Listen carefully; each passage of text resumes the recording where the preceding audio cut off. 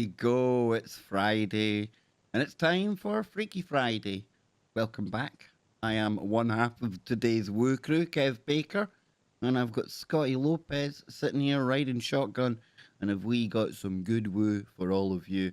But Scott, the question has to be, can they handle our woo? I don't know. Can they? Can they handle the woo? That's the it's the ultimate question. Is it could be the main question, the question that we all must answer in order to unlock the keys of the universe. To Can you woo or not to woo? That's not even a question. That is exactly. How you doing, big man? You were on with Jimmy last night. How'd it go?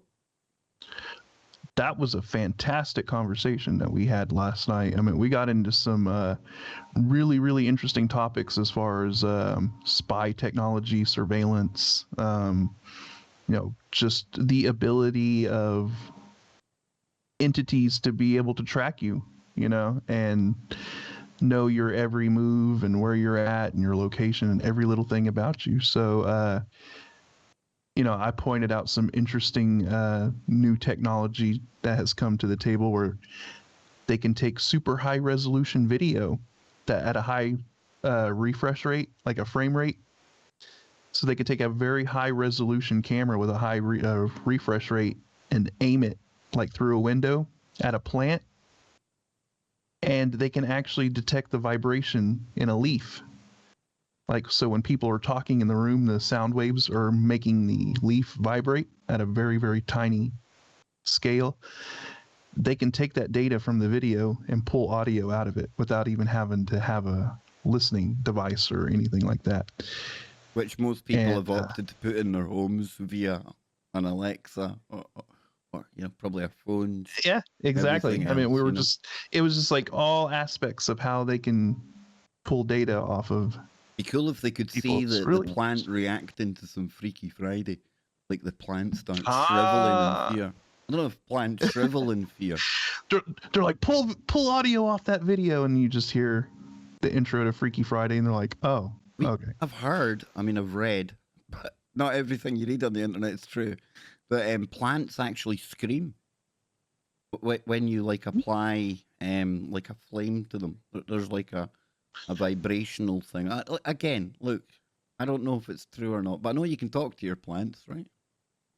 I mean, leaves are loaded with water, and if you apply a flame to it, it's going to turn to steam, and it's going to make a noise. So maybe that's... There you go. I mean, there you go. Hey, listen, before people fall off the chair and tune out immediately, plants emit ultrasonic scream when they are hurt, researchers find. Must be true. It comes from Yahoo News. Here's a finding that might give vegans pause for thought. Some plants emit an ultrasonic scream.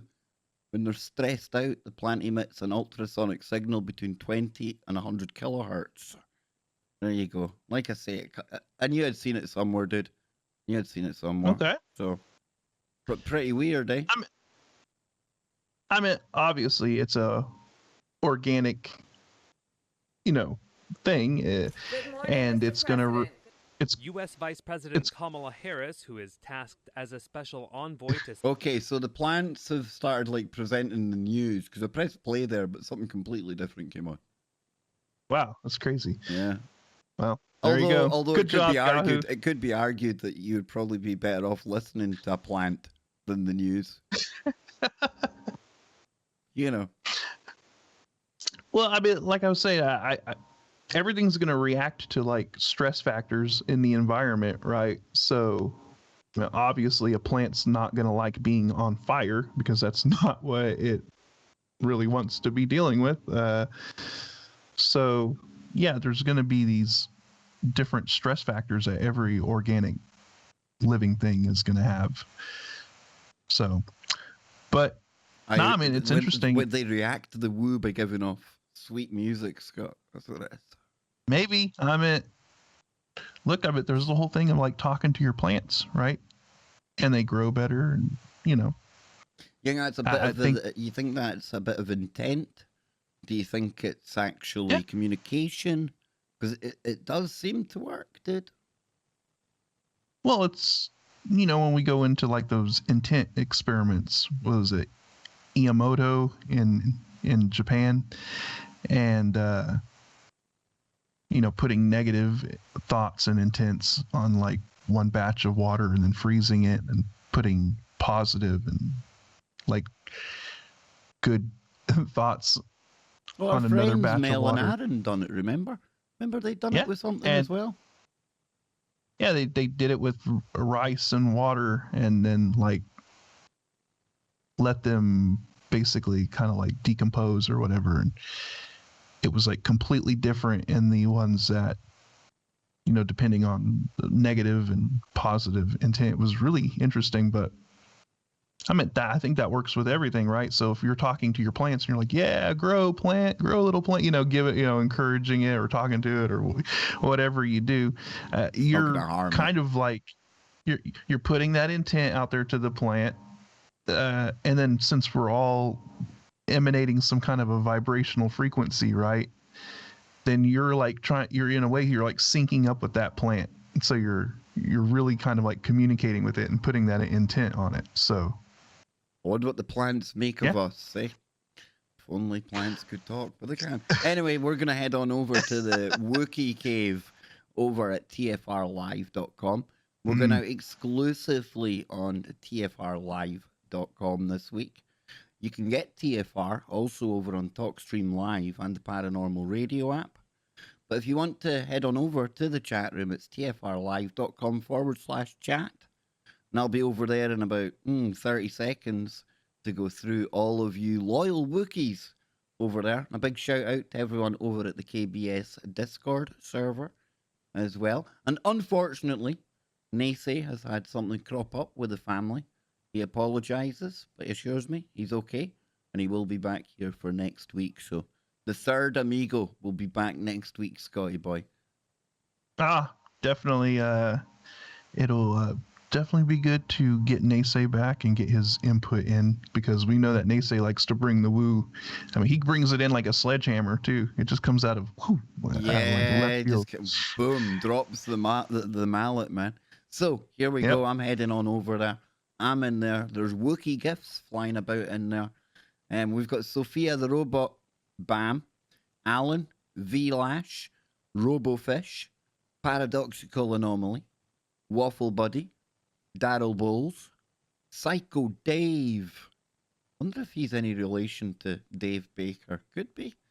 Moho Honor. I like that. It's probably Mojo Honor, but Moho sounds better. Gives it that culture to it. Moho, The Hacker, Paradoxical Anomaly, Jolly Mind, Jolly Newbie, a couple of jollies, Friendly Chatter, and a Wise Chatter. So we've got a Jolly Mind, a Jolly Newbie, a Friendly Chatter, and a Jolly Mind. And there's more piling in. Wise Chatters? Damn, dude. Rose? I see a Rose in there now. Yep. So, with that said, Scotty boy, you were telling me, and I think it's a really good place to start. You were telling me just before we came on here today, you were partaking in a little bit of the old ancient aliens, my friend. Come on, which one were we? Which one did you parachute in on? What was going on? Well, they're having a marathon today, I guess. So, checked on the satellite guide. Is this just like some kind of international ancient alien day? Can we make it that? Yeah, I don't know. I mean, it is the History Channel, but now it's become the Ancient Aliens Channel. So, I mean, Disclosure Channel. Disclosure Channel. Pretty crazy. But anyways, they're having a marathon today, so I just happened to, go out there and catch whatever episode they were on. I don't even know what season they're on, or it was one of the older ones though. But they were discussing the Dagon or the Dogon in Africa. The Dogon tribe, and I was like, that's always a good topic to get into, because I mean, we're talking about a tribe out there that figured out Sirius A and B were a binary star system way before it took like modern telescopes and and stuff to figure that out. And they even like knew the orbit and everything. Yeah, it was. I think it relates to the ceremonies that they do, and I think it was. I can't remember the guy's name. We'll dig it up in a minute because they're one of these tribes that is really hard to kind of get in with. You know, very nomadic. I think they moved out of Egypt at one point into more into the North African desert, but I'll need to dig up the name of the guy. But this guy, from what memory serves me, he kind of embedded himself and kind of lived with the Dogon. And they've always kind of held an interest to me because of the researcher, author Laird Scranton. And he's done a lot on the Dogon mythology and cosmology, their creation myth, all this kind of stuff. And he drew parallels between what he sees with the Dogon people, their culture, and especially their kind of their architecture, the way they live, day-to-day life. A lot of similarities with the early prehistoric people that lived up on Hebrides, north of Scotland type of place on the islands. And we've got Bray up there as well. And he was drawing parallels, Scott, between some of the kind of glyphs and the kind of cosmology and, like I say, the architecture. I found it quite interesting because here you had this tribe in Africa and there was parallels with these early prehistoric buildings, like way up at the other, well, not the other end of the earth, but very much separated by geography, right?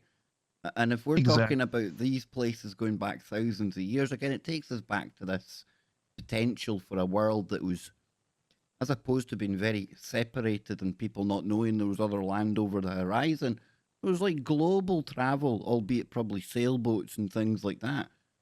It was a different world altogether, and one that we really don't get much of a glimpse into through our schooling, the official kind of timeline of who we are, where we came from, that kind of thing. So the Dogon, for me, definitely one of those things that are well worth looking into. And what else were they talking about then on the show? Because we've got the Sirius A, Sirius B thing. I'll dig up some stuff on them here, dude. Yeah, and they were just also kind of talking about what you were just discussing, right? Like how many other sort of cultures or whatever have similarities to the Dogon, or talk about a lot of the same things that the Dogon were discussing, right?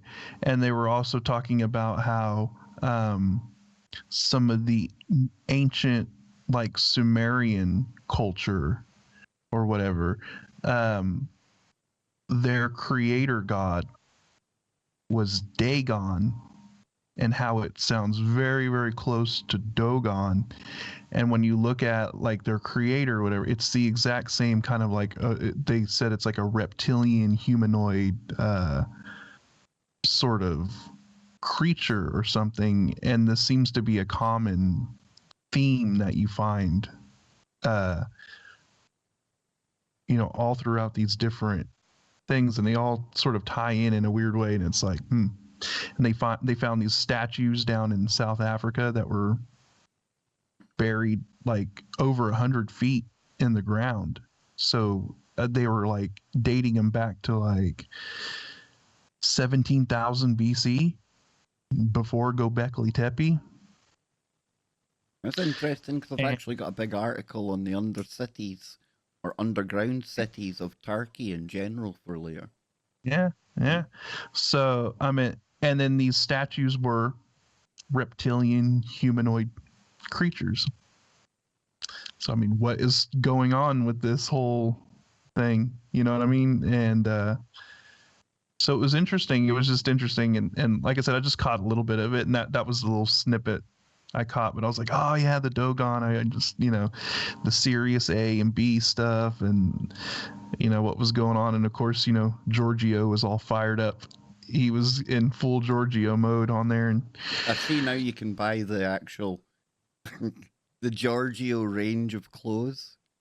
You can, oh boy, yeah, you can buy his clothing line. You can get the jacket and things.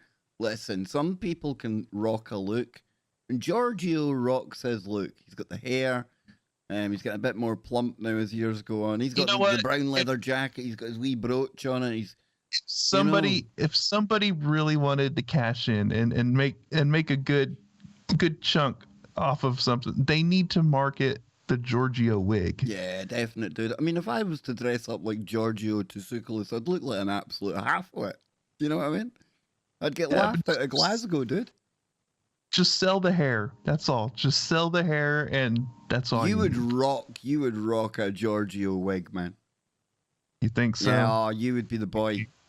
Anyway, here we go. The Dogon, an ethnic group of the central plateau region of Mali that spreads across the border into Burkina Faso.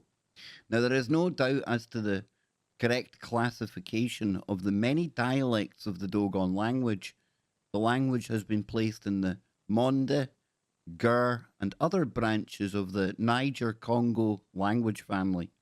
But its relationship to other languages of the family, if any, is uncertain. Now, the Dogon number about 600,000, and the majority of them live in the rocky hills, mountains, and plateaus of the Bandiagara escarpment. Now, they are mainly an agricultural people. There are few craftsmen, largely metal workers and leather workers, form distinct castes. Now, they have no centralized system of government, but live in villages composed of patrilineages and extended families, patrilineages, that's it, and extended families whose head is the senior male descendant of the common ancestor.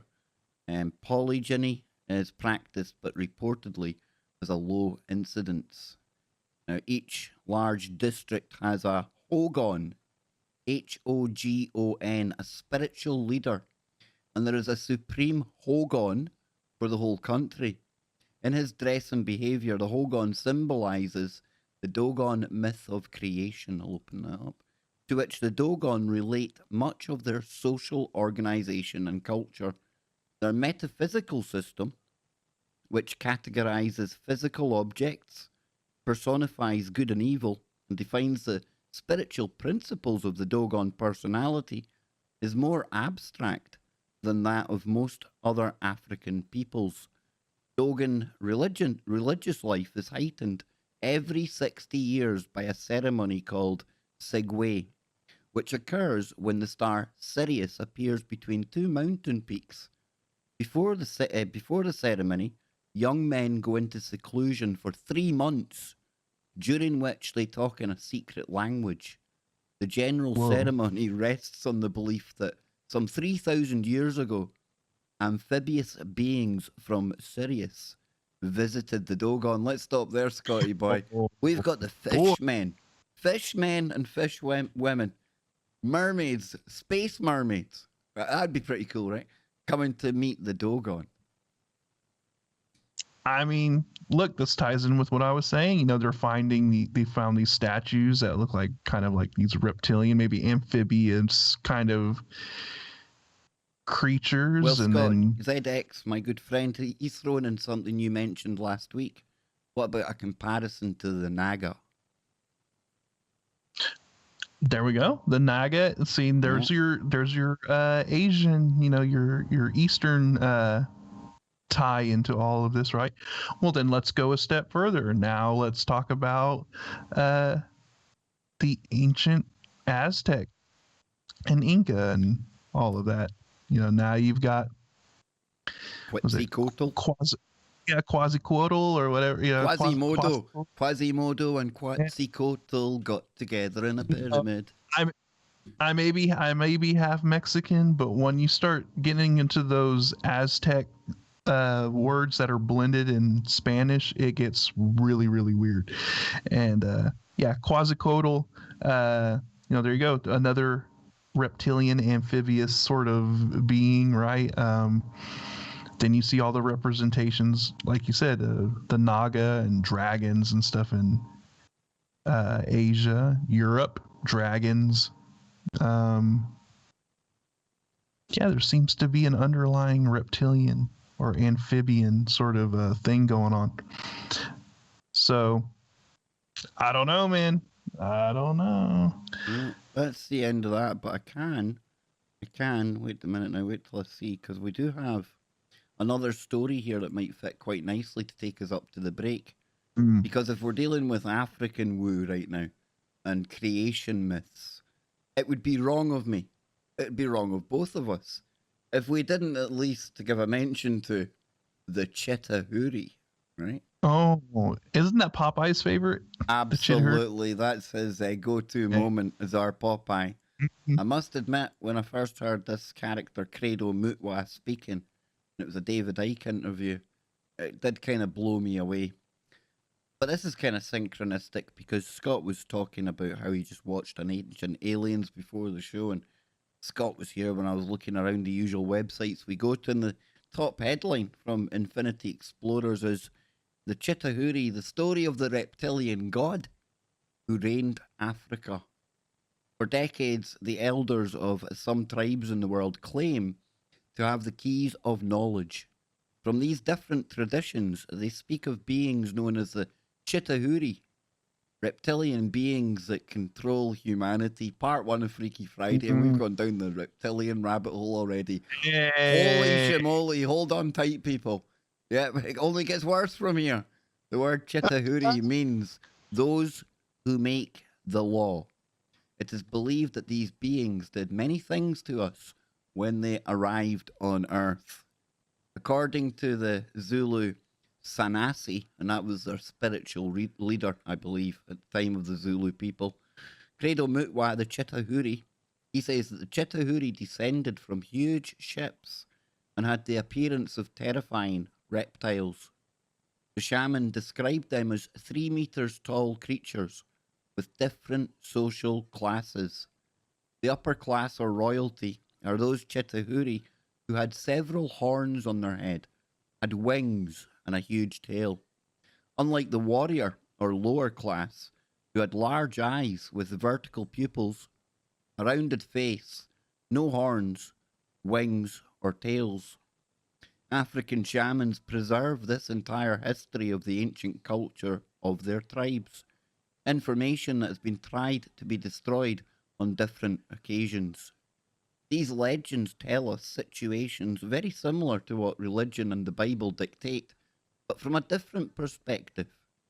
Credo Mutwa begins his account by describing the early days of the world. The world was only covered by a blanket of mist, Mr. Lopez. Mist. Oh, People could not okay. see the sun except for a dim light. A steady drizzle fell continuously, and the light of the moon barely illuminated the night sky. There were great forests and jungles that covered the earth, and people lived in harmony with the world. Some legends say that humans did not have the ability to speak and only communicated through telepathy. That's something I've wondered about, if that was something that we were able to do in another cycle. You know, maybe the conditions were different on the earth. I don't know. And we can on you go. This sounds like the Bush Telegraph, right? I mean, we just had that natural ability. I mean, this is what Donnie talks about. You know, this is what we talk about with all of our friends in Australia there, that at one point humans were just able to naturally be able to do this. This was just something that wasn't even a second thought. You know, it just came naturally to us. We can still do it. So, it's just that we've forgotten how to use it. It's still in there. And I think this also is an excellent illustration of how different the atmosphere of the planet was at this time, and how different the Earth actually was, right? Because they're describing an Earth with a much different atmospheric composition.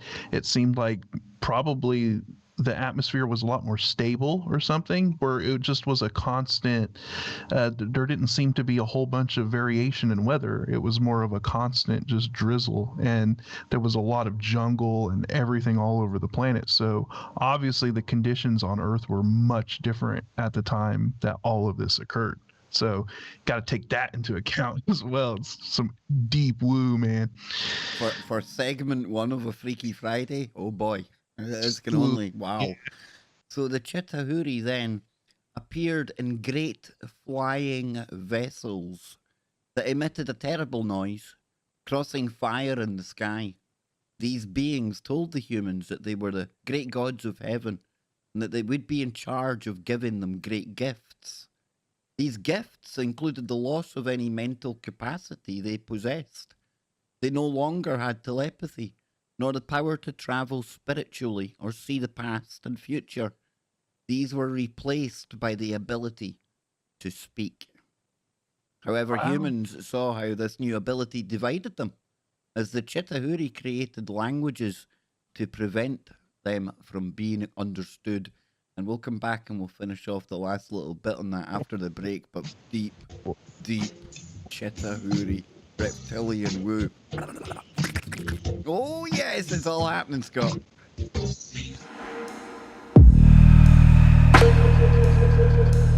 That was a quick break. Welcome back. We are raring to go, and boy, oh boy, Chitauri, Dogon Part 1, Scott. Hey, who knows where we'll end up by the time we hand off to Brent Thomas, right? Yeah, I mean, we asked the question at the very beginning, can you handle the woo? And I don't know if I can handle the woo. strap in. It's like, remember Willy Wonka and the Chocolate Factory when he took the kids on the boat? That's what it's like when you're taking the ride of woo with us. I think it's like more, being in on. fact, it could even be more akin to Jack Nicholson taking the boat in One Flew Over the Cuckoo's Nest. Ah, Oh, it's got to be my favourite okay. part of that movie, man, when they're out in the boat. It's brilliant, brilliant. Anywho, before I get into One Flew Over the Cuckoo's Nest, love that film. Great film. Let's get back to the Chitauri. It says here, in addition to the great disputes, and for anyone who's just joining us, we're getting into these Chitauri reptilians that came down according to Zulu and African mythology, cosmology, whichever way you want to put it. It says, in addition to the great disputes over the different languages, they also chose men who would rule the rest, punishing anyone who did not obey them. This caused feelings to appear that had never been expressed: insecurity, fear, anger. In this way, humans began to build villages, further separating themselves from the unity that characterized them. Little by little, the world began to divide into borders that were defended by fire and death. With this separation, greed was born. Each village wanted to be more powerful than the other, and this was only possible through wealth. The Chitauri also forced humans to excavate the earth. Women searched for valuable minerals and metals, and this is how gold, copper, and silver were discovered, and of these new materials never seen before.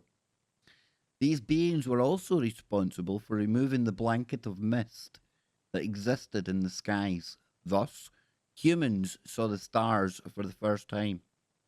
Using the people's astonishment, the Chitauri said the following: from now on, the people of Earth have to believe that God is in heaven, and they have to do things on earth, on this earth, to please the God who is in heaven. At first, humans believed that God lived on Earth because everything grew from it. However, humanity now believes that a kingdom inhabits the heavens. The belief that our God inhabited an underground kingdom is thousands of years old and was in fact believed to be a woman. That is why she was called the Cosmic Mother. A fascinating legend that keeps many similes with other ancient stories in different civilizations, especially with that of the Anunnaki in ancient Sumeria.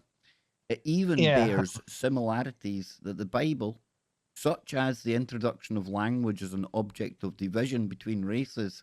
So, the reptilians continue to rule the world? Question mark. Mm. Mm. I mean, I was just thinking the same thing. I was like, well, that sounds like the Anunnaki, right? Coming down and forcing a sort of this slave labor to mine gold and all of that stuff. it seems like there was something that happened back in the day that a lot of people, or that they were able to document, at least through their legends and their stories and myths and all of that. I think I don't know. I'll Well, just how about we kind of carry this on then, Scott? Because we've got now a story. We'll keep it ancient. We'll keep it alienish. The American Indian story, or the Paleo American story. Get it right, Infinity Explorers. About green creatures that fell from sky in a ship. The American Indians scrap that. The Paleo Americans have similar myths, and some of them are relatively recent. That is, they arose already in the 20th century. Ufologist R.D. Sick Killer Clark hails from the tribes of the Cherokee and Choctaw. Is it Choctaw? Choctaw? Probably Choctaw, right, Scott? it's Choctaw. Yeah.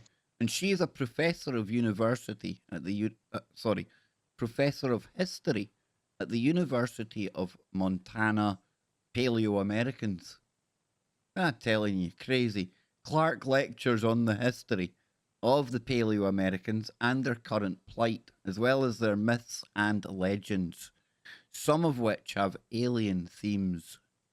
Quote, stories like these differ depending on the tribal groups. So it's hard to say if there are any definite connections between them. But there is no doubt that these stories are really very strange. Some of them say directly that you can fly away into the sky and travel in a ship along the Milky Way when you die, and you find yourself in some place which is also in the Milky Way. In general, there is a general idea that space plays a big role in the death and afterlife of a person, and that in fact people never really die. They just go into some other dimension and communicate with the living from there, said Clark. According to Clark, there are many legends in her archives that tell about the star people, entities that came from the sky in flying vessels and taught the tribes different wisdom.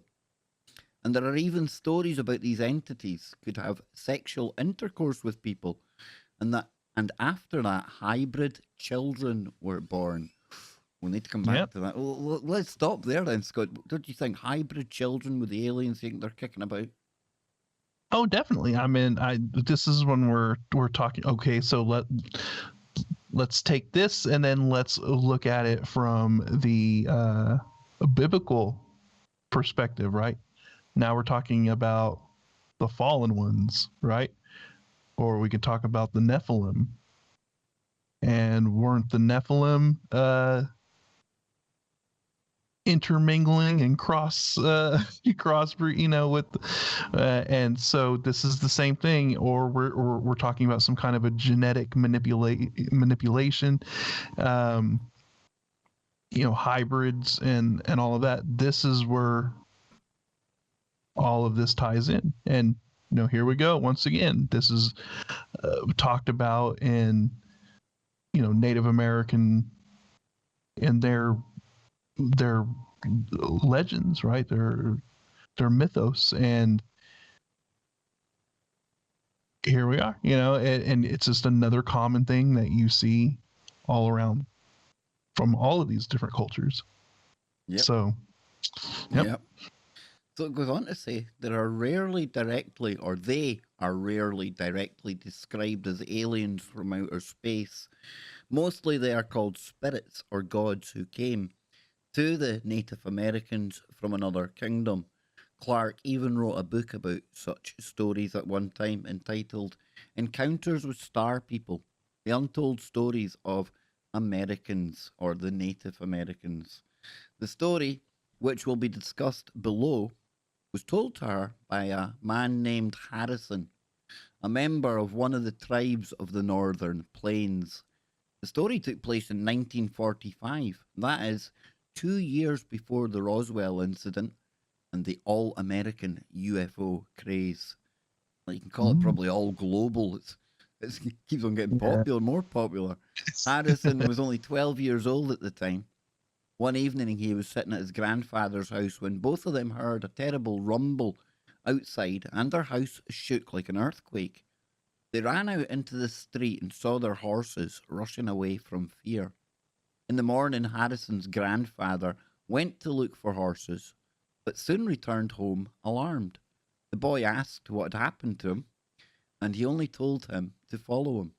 They walked a little to the field, and there the grandfather showed him to a large fresh hole in the ground, at the very bottom of which was a large metal object with an opening on the side.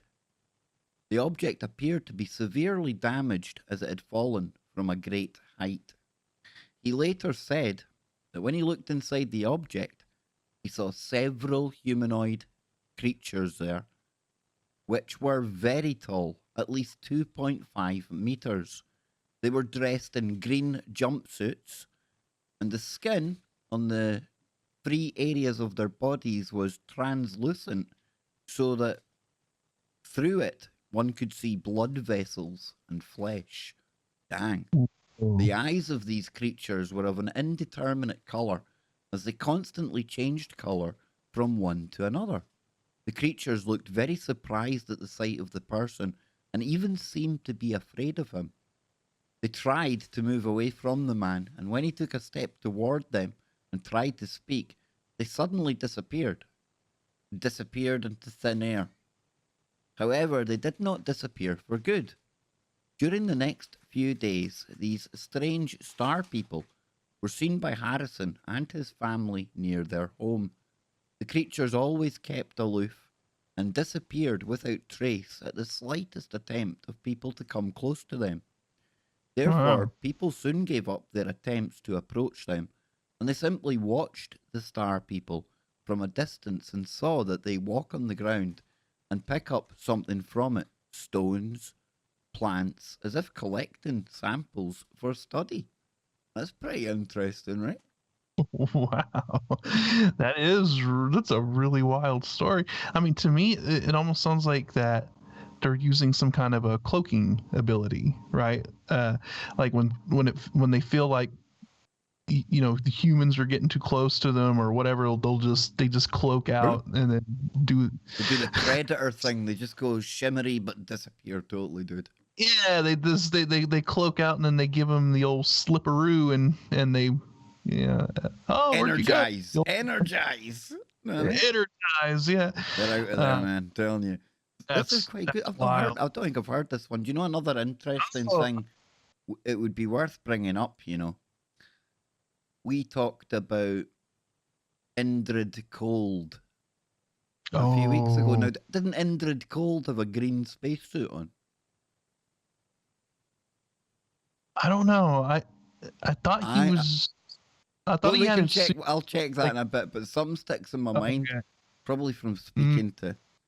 I talk to that Travis Short too much, and he fills me full of such great woo. There's too much of it, though, Then you got Lon Strickler comes along, and I'm telling you, I'm blessed with the woo. You're getting what they call woo bleed over. You got woo bleeding over other woo, and it's. I might actually make it really interesting if we start melding stories together. Quite a cottage industry there, man. Anywho, Harrison's grandfather tried to be friendly to them. He repeatedly called them to enter the house, showed them food several times, offering to try it, and finally, it worked. The aliens began to come closer and closer, and then they got in touch with Harrison's grandfather and invited him to visit their ship again, which was still lying at the bottom of a large pit. The creatures communicated with Harrison's grandfather using telepathy. Now, Indrid Cold used a bit of the old telepathy as well. I'm just saying. Yeah. When he boarded their ship, they told him about their kingdom, which they described as a very arid and desolate place with a harsh climate. Because of this, the aliens were forced to live in underground cities under large domes. They said they had visited Earth for thousands of years, but very rarely came into contact with people. but only watched them from the side, studying them as people study wild animals. Further, Star People told Harrison's grandfather that during the entire time of their arrivals, two of their ships crashed on Earth, and they themselves are now waiting for help from a large mothership, which is somewhere in space. Now, while Wow. inside their ship, Harrison's grandfather saw many strange and bizarre looking devices with technologies beyond his understanding. Some time passed, and one night the Harrison family heard a large noise. And when they went outside, they saw a huge cylindrical object in the sky, which hovered over a field where there was a crater with a damaged ship. When they went to this place in the morning, there was no ship with its strange crew in the pit.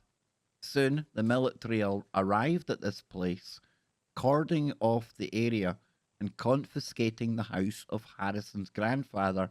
And later, they destroyed the house and the entire area adjacent to it. And in this place, they created an artificial lake. What do you think about this incident? Leave your comments below. Indeed, I think it's an absolutely fantastic account. Can I prove it? No, but I tell you what, it's interesting. It's it's very interesting. And yeah, I mean, it does make you wonder. So if there are extraterrestrials, visiting and going on these like research missions or whatever, how many of them do you think like had an incident, crashed, and then they have to wait to be rescued by another team or something? Because obviously if they're sending people out, or sending out these research teams, there's probably more of them, not just them. So I mean, that's an interesting way of looking at it, right? They're like, oh, we're just crashed here, well they're like, don't worry about us, we're just doing our research, we're waiting for the mothership to come and pick us up, don't be alarmed. We'll be good. We just speak to you in your head. We disappear when we want, we're like 2.5 meters tall, nothing to worry about, we're all good.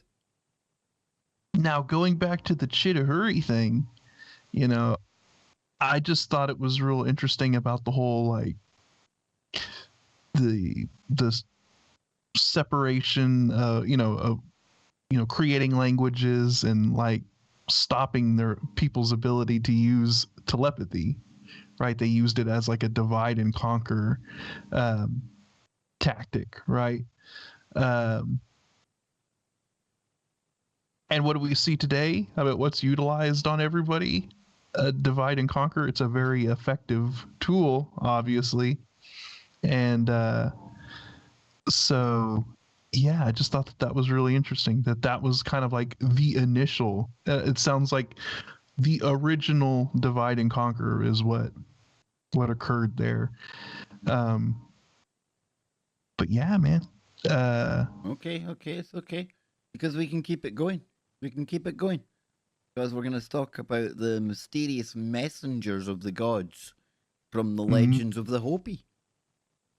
So if we go back here, and this is really relevant to some of the shows I've been doing, because we've had Evan and Stephen Strong, our buddies from Down Under, and Evan has twice now, both times they've been on the show, recited the Hopi prophecy. So this could be good to get into here. Hopi is one of the most significant tribes in Native Americans. Today, the Hopi tribe live in Arizona. We'll be going to Arizona in a moment as well. Another ranch, yes, indeed. Ancient legends and even archaeological evidence indicate that the Hopi once came to these places, having come a long way. Now, the Hopi tribe live to this day following their ancient myths and traditions, despite the fact that at the beginning of the 20th century, there was a split in their ranks into two camps. We had traditionalists and progressives. So the believers of this paleo contact, the visit of alien creatures to the ancient earth. I like that. Paleo contact. Great word. The unusual traditions of these Native Americans are of considerable interest. Now, much of the Hopi life is concentrated around the legendary Kachina, and creatures who were considered gods, but always acted as messengers. Hopis respectfully call them high esteemed, respected knowers. Kachinas or Kachina were their teachers, lawmakers, and righteous mentors of life. Now, to the question of scientist Joseph F. Blamrich, what a name, about where the Kachina came from and how they looked, the leader of the Hopi answered, "They came to us from outer space. They came not from our planetary system, but from another, distant, which he referred to as planet Tunatua." So, thus, these Kachinas can be particularly interesting beings for ancient astronaut theorists. They clearly demonstrate their dances and the custom of making small dolls, and they call them Kachintuhus or Kachintus, and for their children depicting these mysterious Kachina so that the children get used to the knowers, explained the leader. And these same mysterious holders of secret knowledge of their homeland, which are portrayed in traditional ceremonies as elders who came from heaven, left the Hopi when they considered that they had told them enough information about nature and the life of man, the universe, and the Creator, and founded their own settlement, the so-called Orebi, or Ora-Ibi, I don't know.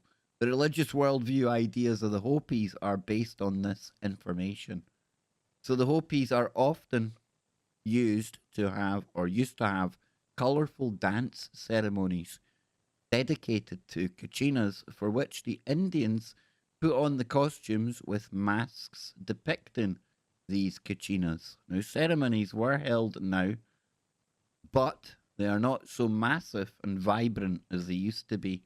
It's the old ways dying away. That's never good.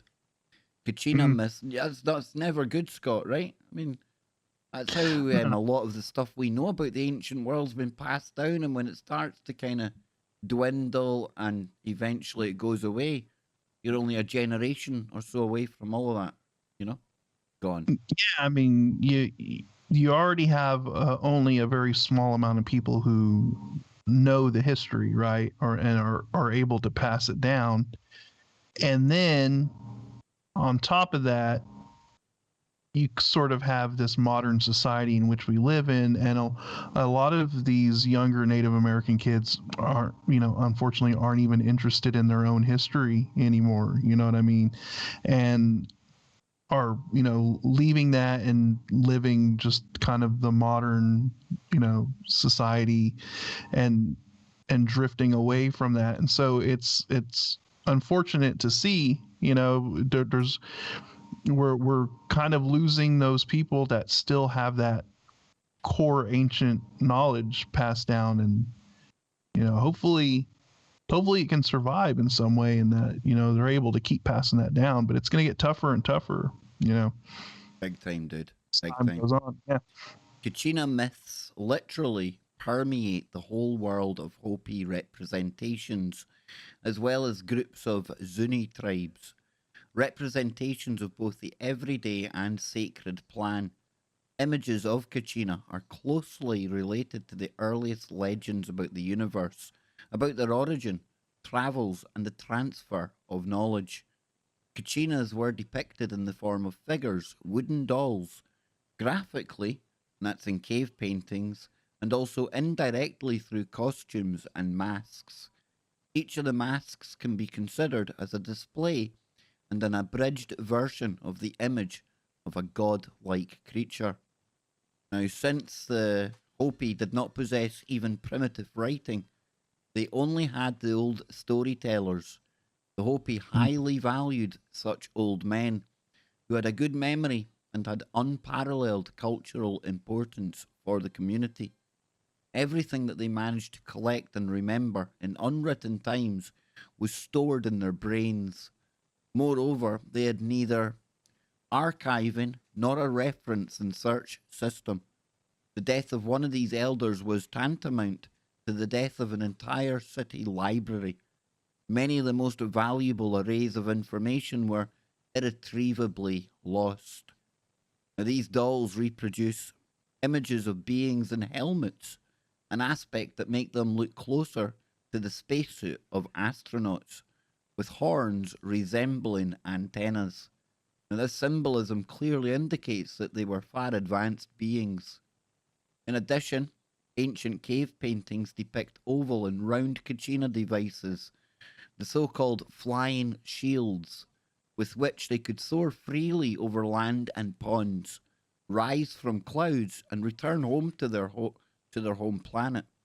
And these drawings can be compared with modern UFO descriptions, which the Hopi religious leaders particularly insist. It says, leave us your comment, blah, blah, blah. But yeah, the Hopi, dude, very, very kind of... I'll try and dig up the actual, the prophecy while you have a little talk about the Hopi there, what you heard there, dude. No, yeah, I mean, once again, they're talking about, these sky gods, these sky people, got the Kachinas that, gave them the knowledge and wisdom, right? It was just, I mean, you find this all over. Then you have was it the Anastasi down in the desert Southwest? There we go.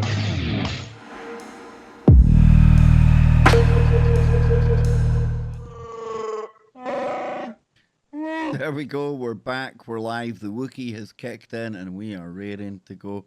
Scotty, 1 hour down already, dude. Tell people who's coming up right after Freaky Friday, man. Come on. Get them warmed up. Brent Thomas and the Paranormal Portal.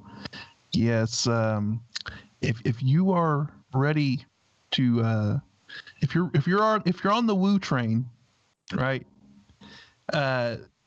It just doesn't stop at Freaky Friday. The woo train continues on and it keeps going, and its next destination is the Paranormal Portal. So strap in and buckle up.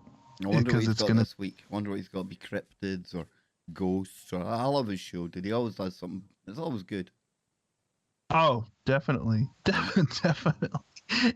Anytime I tune into Brent, they're always like on some wild woo topic. That's just like, and I'm like, oh. And of course, the next Friday, the 13th, right? We'll be doing the 5-hour extravaganza.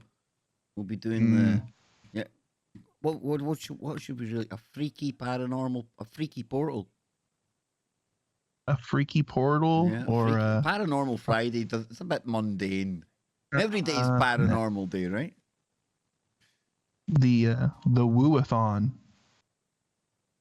The woo awaits. And to kick us off in this segment, Mr. Lopez, how about, since we were talking about the Hopi there, we often talk about the ancient stories and how we need to listen to the knowledge that comes from people who are still tuned into the land, to the space, to everything.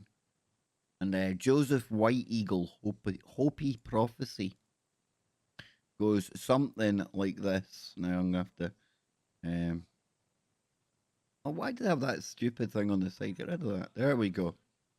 So all the stages of the Hopi prophecy have come to pass, except for the last, the purification.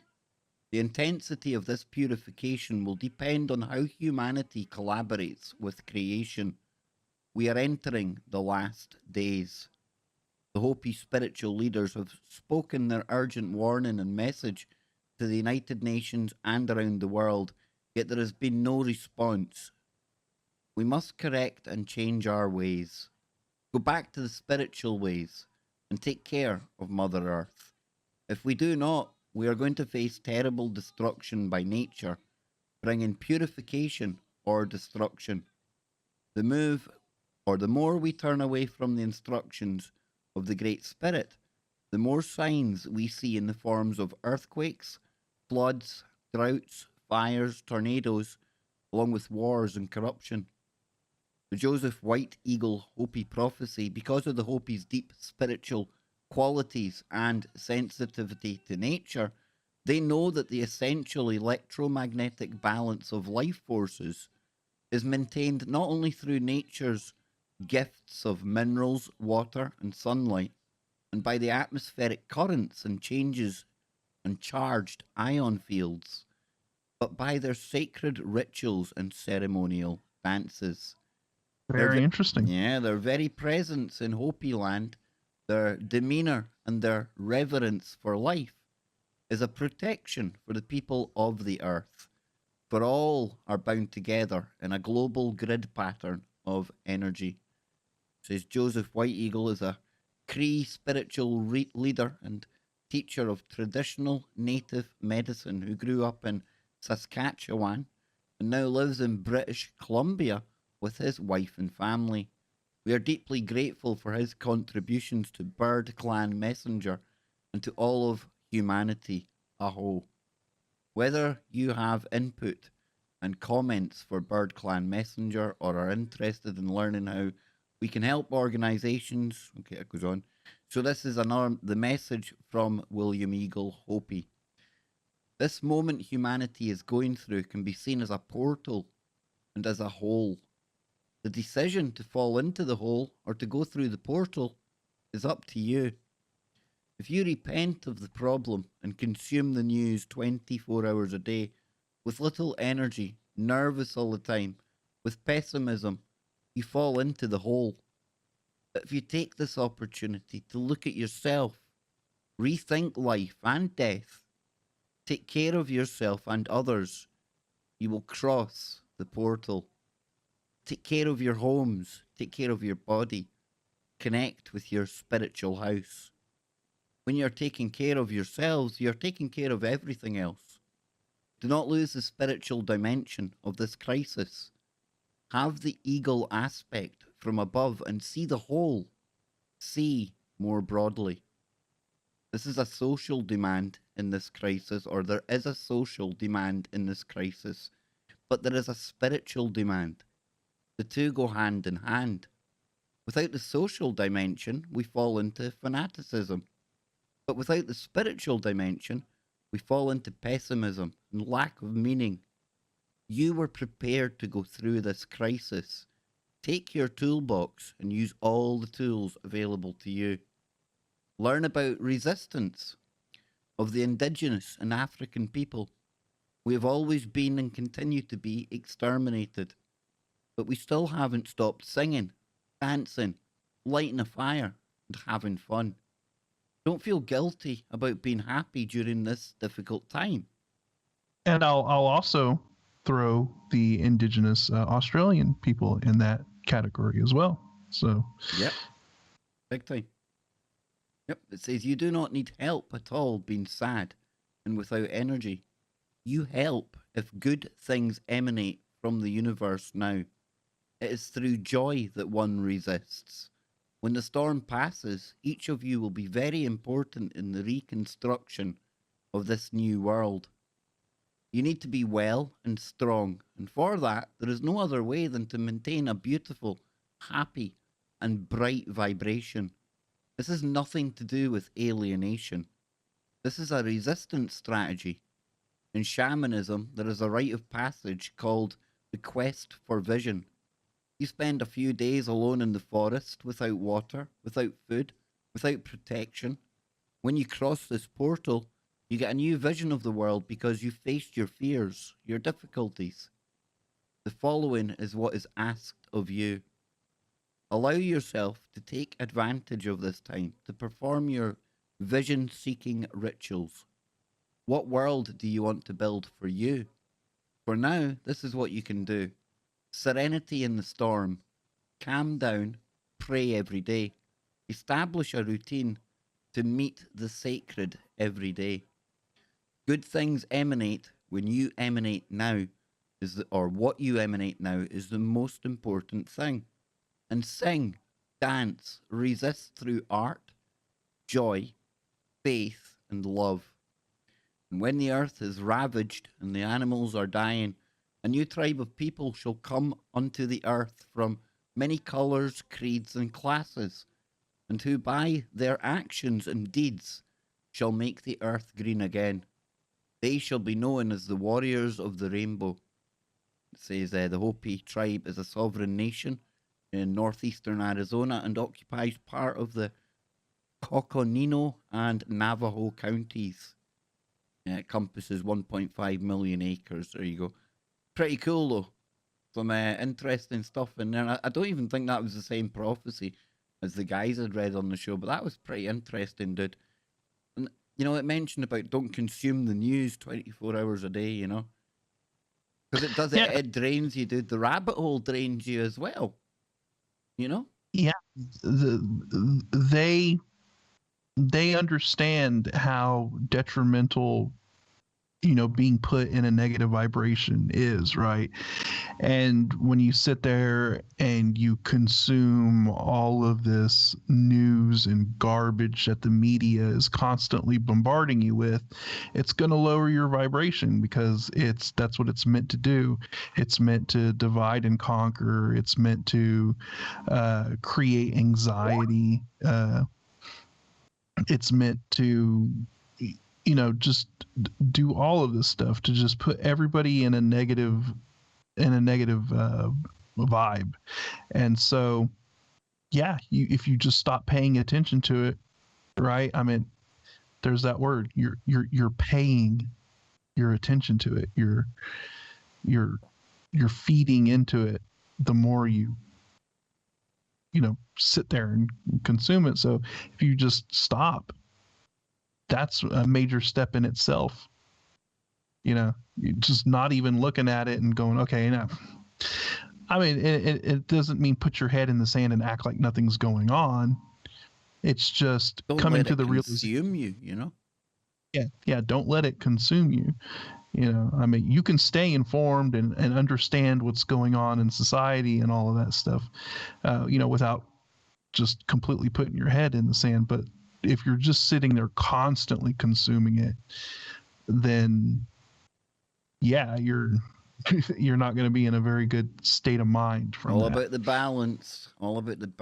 Make sure the smiles outweigh the growls. That's what to do. Smiles, not growls, folks. Here we go. So, Scotty, you pulled up a story here. What are we getting here? The unknown origins of the mysterious Nomoli figures. I like it, dude. We're going ancient. Yes. These were being discussed on the episode of Ancient Aliens I was watching. Cool, man. And so I thought I would look these up and kind of talk about them because these are crazy, man. Like I said, I think they're like 17,000 years old. So all right, we're going to get into the unknown origins of the mysterious Nomoli figures. And it says locals in Sierra Leone, Africa, were searching for diamonds when they came across a set of extraordinary stone figures depicting several human races and in some cases semi-human beings. These figures are extremely old, with some estimates dating them as far back as 17,000 BC. However, some aspects of the figures, namely the high melting temperatures that would have been used to create them, and the presence of steel manipulated into perfectly spherical balls, suggest that they were constructed by a civilization that would be considered highly advanced for its time. They were indeed constructed around 17,000 BC. Overall, the findings sets forth intriguing questions as to how and when the Nomoli statues were created and what purpose they may have served to those who created them. The statues form part of multiple ancient legends in Sierra Leone. The ancient inhabitants believed that angels had once lived in the heavens. One day, as punishment for causing bad behavior, God turned the angels into humans and sent them to earth. The Nomoli figures serve as representations of those figures and as a reminder of how they were banished from the heavens and sent to earth to live as humans. Another legend dictates that the statues represent the former kings and chiefs of the Sierra Leone region, and that the local Timni people would perform ceremonies during which they would treat the figures as if they were the ancient leaders. The Timni were eventually displaced from the area when it was invaded by the Mende, and the traditions involving the Nomoli figures lost. While various legends may provide some insight into the origins and purposes of the figures, no single legend has been definitively identified as the source of the statues. Today, some natives in Sierra Leone view the statues as figures of good luck, intended as guardians. They place the statues in gardens and fields in hopes of having a bountiful harvest. In some cases, in times of bad harvest, the Nomoli statues are whipped ritualistically as punishment. Interesting. Wow. Yeah. There is much variation in the physical properties and appearance of the many Nomoli statues. They are carved from different minerals or materials, including soapstone, ivory, and granite. Some of the pieces are small, with larger ones reaching heights of 11 inches. They vary in color from white to yellow, brown, or green. The figures are predominantly human, with their features reflecting multiple human races. However, some of the figures are of a semi-human form, hybrids of both human and animal. Ooh. In some cases, the statues depict a human body with a lizard head, and vice versa. Say it isn't so. Color me shocked. Other animals represented include elephants, leopards, and monkeys. Weren't we talking about like the monkey? Last week we were talking about a monkey that was running crazy with a helmet on, remember? Oh yeah, and then I think we were discussing like the monkey king or the monkey god or something. Yeah. These figures are often disproportionate, with the heads being large compared to the body size. One statue depicts a human figure riding on the back of the elephant, with the human appearing to be much larger in size than the elephant. Is this a representation of ancient African legends of giants? Or is it merely a symbolic depiction of a man riding an elephant with no importance, having been placed on the relative size of the two? One of the more common depictions of the Nomoli statues is the image of a large, frightening-looking adult figure accompanied by a child. Interesting. The physical construction of the Nomoli statues is a bit mysterious, as the methods required to create such figures don't match up with the area in which the figures originated. When one of the statues was cut open, a small, perfectly spherical metal ball was found within, which would have required sophisticated shaping technology as well as the ability to create extremely high melting temperatures. Some say that the Nomoli statues prove that there was once an ancient civilization that was far more advanced and sophisticated than it should have been. Researchers have concluded that the metal spheres were made of both chromium and steel. This is an odd discovery, as the earliest known production of steel occurred around 2000 BC. If the dating of the statues back to 17,000 BC is accurate, how is it possible that the creators of the Nomoli statues were using and manipulating steel up to 15,000 years prior? Because we're wrong. Because we're wrong. It's obvious, right? And I also want to point out that the chromium that was found in these, because they're just talking about the steel right now. I don't even know if they talk about the chromium, but chromium I don't even believe was synthesized or created until the late 1700s. So 17,000 BC, but yet you have chromium that we couldn't even make until the 1700s. Just saying. Says the Nomoli figures seem to elicit far more questions than answers about the ancient civilizations that created them. Researchers and scholars have not been able to conclusively establish exactly why or how the figures were created or what their purpose was. Having been dated as far back as 17,000 BC, they represent an extremely ancient civilization, and other clues as to their existence, lifestyle, and practices have been difficult to come by. Nevertheless, not everyone agrees on the dating, and other estimates have put the figures at 500 BC. See, now that's where they're like, let's just kind of move. We'll just go ahead and say it's 500. That's uncomfortable. Yeah, let's shift the Yeah. goalposts. So it says, while the figures are varied in shape and type, they have a uniform appearance that indicates a common purpose. That purpose remains unknown, however. Curator Frederick Lamp has asserted that the figures were part of the Temne culture and tradition, but that upon invasion by the Mende, the tradition was lost as the villages were displaced to other locations. With so many questions and uncertainties, it is unknown if we will ever have definitive answers as to the dating, origins, and purpose of the Nomoli figures. For now, they remain a magnificent representation of the ancient civilizations that preceded those that now live in Sierra Leone. So, yeah, I mean, those are some fascinating figures. You have these perfectly you could see in the. And one of them, you can see the little ball in it, Yeah, and you would have to have some kind of modern machining to be able to create a metallic sphere like that, especially out of steel or chromium. So somebody's wrong here. I'm with you, man. And we've got about 6 minutes before the break, so I'll throw this in here. I'll find this here.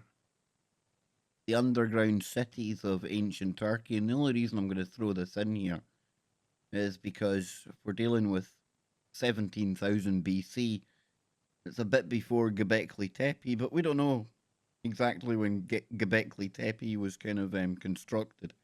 We think it was 11,000 BC, but we've not uncovered all of it yet. So it's looking at the underground cities of ancient Turkey. This one here says the Derinkuyu underground city. The famous Derinkuyu underground city was first discovered in 1963 when a surface house was renovated and a wall caved in to reveal an underground room that led to a subterranean passage. Now the workers found that it led further into a deep labyrinth, which was 18 stories deep, carved from soft tufa stone to a depth of 260 feet. And researchers found kitchens, bedrooms, food, storage rooms, oil and wine presses, wells, armories, schools, tombs, and domestic animal stables. 18 stories deep, Scotty. That's why. It blows my mind how you can have these just completely, these underground. It's like a whole different world down there. Literally. And it also blows my mind. I was watching a thing on the catacombs under Paris, right? And that's a sprawling labyrinth of craziness. I never realized how big the catacombs actually were, dude. It's hundreds of 100 miles or something probably more than that when you add it all up. It's mad. They were talking about how it used to be where they used to get all of the rock to for building and stuff from that area, and it's like this solid slab of rock that's underneath Paris, and they just carved these catacombs under there that go hundreds of miles of tunnels and all of that. And I was like, whoa.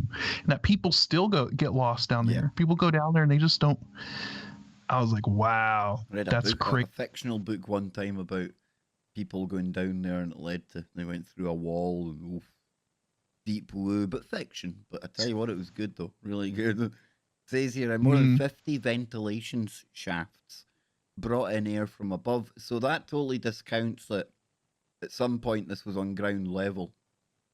I'm sure there might be people thinking, well, maybe, the kind of geology of the place has changed over time. No, they were building ventilation shafts. So this was like a deliberate kind of let's get underground program here. While thousands of smaller ducts distributed that air throughout the entire city. And because it is stone and non-organic, it is difficult to accurately date the underground city, but it possibly originated during the Hittite period from 1600 to 1200 BC. Some experts theorize that the Fijians, and I think it goes back way more than that, built the city when they occupied Anatolia from 1200 to 800 BCE. What were you going to say there, Scott? Sorry. No, I was just saying it's a little bit older than that. It might even have been where they went. If they filled in Göbekli Tepe deliberately, where did they go? The one way they could have gone is underground themselves, right? What is it with these historians and stuff? They always pick that same timeline. They're like, okay, we want it to look old, but we don't want it to look too old. So let's just go about 500 BC. We don't want to go into the thousands, and but then we'll go into like Graham Hancock comes along and says, "Get it up the lot of you. I'm not scared to push back the boundaries." You get your Randall Carlsons coming in talking about him with Kevin McKernity. Dude, the world, its history, our story is so far removed from what people imagine. It's almost like if you start pushing something beyond 2000 BC, the historians and everyone, they start getting a little uncomfortable. Again, these people have built careers on that date, so I get it. I get their resistance, but at the same time, you can only follow the truth. I was listening to Alan Watts today, and he was talking about faith, and faith is looking for the truth. We'll be back after the break. Don't go anywhere.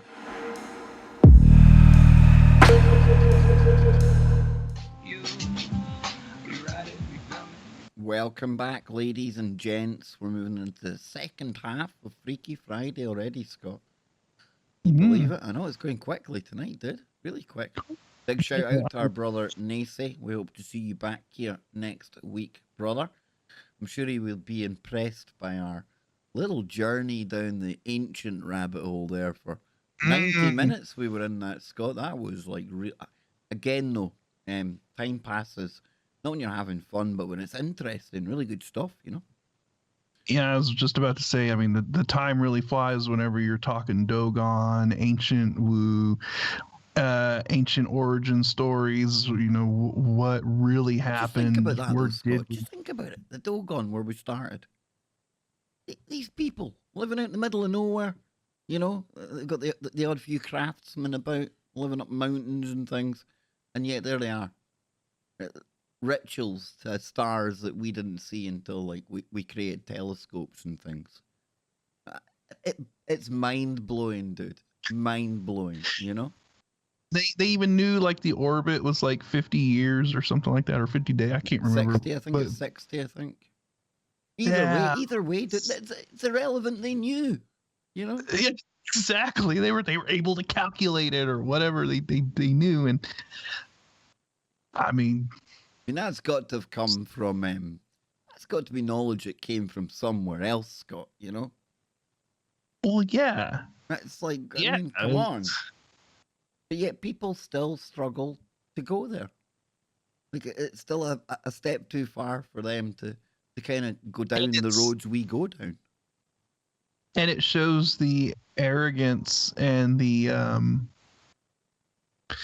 it's actually quite disrespectful, I would say, to discount a lot of these tribes because like what, oh, they don't have PhDs, they're too quote unquote stupid to actually. We only started learning things in like the 20th century, and that before that it was just people were stupid. Okay. Yeah, it's like, oh, it's like, jeez, yeah, I think you have to take their accounts and the things they say just as legitimately and just as seriously as some fellow at a university somewhere. Like just because if the EMP hits and things go back to like Stone Age, who do I want? Somebody that went to uni for 10 years, or somebody that actually knows what they're talking about and who can help me survive? Yep. Yeah. Somebody that actually knows how to like live off the land and has a connection. Who didn't get complacent, who didn't rely on all the trappings and all this kind of, I wouldn't say lavish lifestyle, but certainly a lifestyle of convenience, right? Material. I'd be like, hey, buddy, does your PhD in whatever is it gonna help me? Can it light a fire? Can it light a fire? Can it help me hunt some game that's gonna feed me, or I'm gonna die? The only thing they could light is the actual diploma sheet that it's written on. Yeah, that's all that's good for the fire. True though. No disrespect to them, but if things change tomorrow, be it any kind of cataclysmic thing, what use is it all? He's like, here, we're gonna light my PhD in ancient history, and it'll keep us warm for the night. Just need the woo. The woo keeps us going, man. The woo is like manna from heaven. So listen, we're gonna shift gears now, right? And I was a big fan, Scotty. Big, huge fan. It's right up there with Oak Island for me. The Secrets of Skinwalker Ranch. Well, that came back this week. And, well, let's just say it looks like it's going to be an absolutely jaw-dropping season. But I've been seeing people talking about other ranches. Jimmy James, he's got somebody who he can bring on to, I think it's the KBS, he's going to be coming on with an author who wrote about something called Stardust Ranch. And we'll get to that later on. There's another ranch that people are talking about right now. It's a TV show, and I've not actually checked it out yet. But I intend to. And Scott, I'm going to ask you, have you ever heard of Blind Frog Ranch? And a big shout out to our listener, Billy. She was the one that kind of really put me onto this to begin with. Seen somebody else mentioning it. But have you ever heard of this one, dude? I've never heard of this one. I think I've heard of the Stardust Ranch. Because I believe a lot of people go out there for viewing UFOs. And it's quite active. There's a lot of woo that goes on out there, if it's the one I'm thinking about. But no, I've never heard of this. Was it Blind Frog? That's a...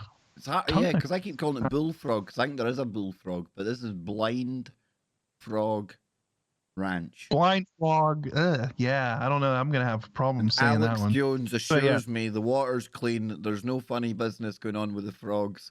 They might be blind, but the boys are boys and the girls are girls.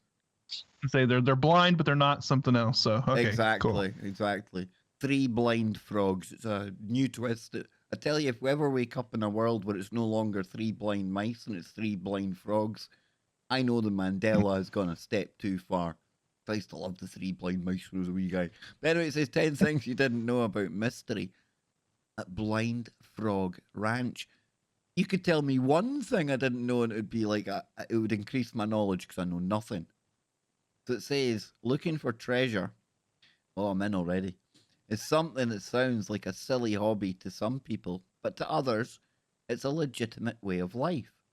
After shows like The Curse of Oak Island have brought so much success for the History Channel, Discovery, so this is on Discovery, my apologies, I got that one wrong, is hoping to recreate some magic of their own. Now, the network's new series, Mystery at Blind Frog Ranch, seeks to put a different spin on the typical treasure hunting show. Everything at Blind Frog Ranch isn't what it seems. Isn't what it seems. The Dwayne Ollinger and his team will find out if rumors of paranormal activity in the area are true. If you love a good mystery, this is one show that's worth checking out. So, number one, Dwayne Ollinger spent years in the oil industry. Hunting for treasure on haunted property isn't exactly where Dwayne's experience lies. Prior to purchasing Blind Frog Ranch, he spent years working in Texas in the oil industry. Now, while it's not exactly the same thing as looking for gold, it does have a lot of similarities. Number two, Chad Hollinger sold his business to work with his dad, so it sounds like it's going to be a family thing. Nothing too mysterious about that. Some of the locals are nervous about what the Ollingers are doing. Okay, now we're getting going. Blind Frog Ranch has a long and spooky history, and it's not one that many people are comfortable messing with. When asked if they've run into any locals who aren't exactly thrilled, or who are exactly thrilled about the project, Chad told TV Show Ace, quote, that is what we hear from the majority of people we talk to, whether it's Native Americans or just the local people like that. They are very hesitant and they're worried about what we're doing. No doubt about it. Scotty, that's interesting because one of the main kind of central themes of the Skinwalker Ranch that came to light during that season one was there was talk of having to dig down, obviously, to see if there's something under the ranch. There's been talk of like maybe a UFO, maybe an underground base. But when the whole subject of digging came up in season one, it was like, whoa, whoa, whoa, whoa, whoa. Stuff gets real when you start breaking the ground. And even on the start of season two, it was like a major kind of powwow, like between the owner, Brandon Fugel, and the team. And fair play to the security guy, he's in charge of health and safety. Last season, he was like doing my head in because he was like too paranoid. He was like, no, you can't dig, nothing, don't dig. And I'm thinking, come on, man. And this scientist guy, Dr. Travis Taylor, who works for like the spooks and everything else, he's looking at him as if he's mad, right? But lo and behold, when they start digging, stuff does happen. And I'm wondering if that's the similar kind of lore that's attached to this place, you know? Well, I mean, if you're talking about the natives in the area, they're probably concerned about it being some sacred ground, or maybe something significant to their culture in that area. And then not only that, I mean, what if we're talking about an area where there was, burials or something? I mean, they don't exactly know what they're digging into, right? And so they start engaging in that kind of activity and, breaking ground and disturbing things that probably don't need to be disturbed. It could bring a little bit of negative attention to everybody involved, and so I'm sure the natives there are just warning them, hey, I mean, don't do it, but I guess if you do, you've been warned. You've been warned. You're going to feel the wrath, buddy. Yeah. Now it says Dwayne Ollinger has invested a lot into this endeavor. We're looking for woo. Number 5, treasure hunting isn't always safe. Says from the outside looking in, treasure hunting may look like fun and exciting experience, but could possibly result in a huge payday. In reality, however, it can be very dangerous. Blind Frog Ranch has several caves and caverns that will need to be explored, and accessing those locations can be dangerous. We could be looking at some kind of underground cavern system there, Sky. Look, I'm speculating wildly, but who's to say there's not something akin to what we've seen over in Turkey deep underground, If civilizations had to go underground over in that part of the world at some time, who's to say it didn't happen somewhere else? Yeah, and I mean, you start going into cave systems or whatever. I mean, who knows where that leads? And it also makes me think about that guy that went missing. That story we talked about. Remember Yes, I remember that, dude. the M cave. He went into Uh-huh. the M cave and never, or at least he said he saw a cave that looked like the shape of the letter M or something, but no one's been able to locate it and all of that. And nobody's been able to locate him. yeah, and so we're not even taking into account like the potential woo factor of going into any of these caves. You know, like, are we talking about natural portals and you know, Again, it natural takes you to the stargates? Native American story, the Stargates. There you go. Yeah. So, I mean, there's a lot of variables that could be in play out there. I'm with you, bro. I'm totally with you there. Yeah, and then the fact that this place is supposedly haunted or something, or has some kind of paranormal activity going on with it. Maybe even a ley line, right? If we've got an abundance of woo.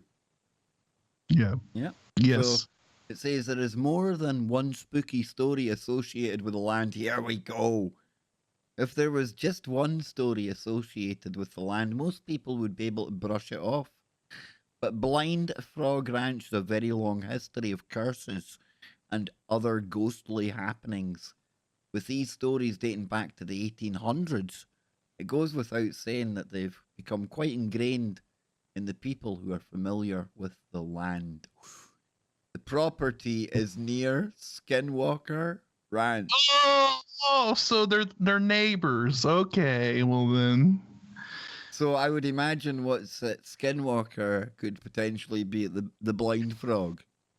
Well, yeah, because we all know that paranormal activity only abides to arbitrary borders and. Now, come on, Scott. To be fair, lines. we found out the other day that this miraculous UFO video that's been released, the night vision one. I mean, after all, it would appear that when alien probes or spaceships get to the Van Allen radiation belt, there's obviously a radio communication that takes place, and they consult their local guidelines, and they realize that they have to put a flashing light on that kind of ties in with FAA regulations. I think that's really good how these UFOs just happen to know the right strobe in time, you know? So possibly, Scott, they do adhere to crazy human laws, you know? Yeah, maybe. Sarcasm. Yeah. Indeed. Yes. So, but it's interesting. It's by Skinwalker Ranch. Yeah. Skinwalker is another property in Utah and is notorious for stories of paranormal activity, including alleged sightings of UFOs, and stories about the property were documented in a series on history called the amazing Secrets of Skinwalker Ranch. There are show extras on the Discovery website. Oh, please. This isn't really like the woo associated. Chad was originally only supposed to help with underwater drones. So Chad, very American name. We don't get many Chads over here. Chad plays a major role in the Blind Frog Ranch team. He wasn't originally supposed to be on the cast. He told TV show Ace, quote, Dwayne, needed me to operate underwater drones. And that's kind of where it was at first. Then it turned into a bigger role than that. So there must be like lakes or underground rivers or who knows, dude. Yeah, if we're talking about an underground like water table system, like maybe an underground river or a pocket of underground, then which is that quite could be interesting because there's an issue with Skinwalker where there's piles of water, but it drains away really quickly, and nobody can find where it comes out on the ranch, and there's no real obvious hole. So where does it go? That happens a lot here in Kansas, especially out in western Kansas. You'll have huge pools of water that happen after a huge storm, you know, and then it'll be draining off into a hole somewhere in the ground, but it doesn't it doesn't pop up anywhere else. Crazy. So Where's it going, man? yeah, well, there's a huge underground water table with cavernous areas and everything that just Sounds hold like they're water. going in there. Yeah, I'm sure Utah probably has very similar kind of features, but yeah, it's a crazy thing, man. So the cast is, oh, come on, it's looking forward to the possibility of another season. There was nothing. I'm going to try and find, right, hang on, Blind Frog Ranch Ghost Stories. Let's see. They were just more trying to bait people in and promote the show than actually give you a little bit of stuff on the. I mean, but it sounds like it probably would be pretty good. It'd be interesting to see what actually is going on Really there. quite weird. There's really not very much about it apart from the TV show. No.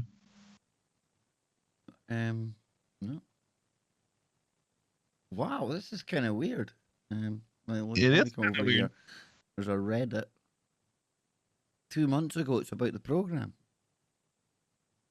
Are we looking at a Kev? Could we possibly be looking at a case where Blind Frog Ranch was just created for the show? Well, there's actually a Reddit thread that's asking if it's fake.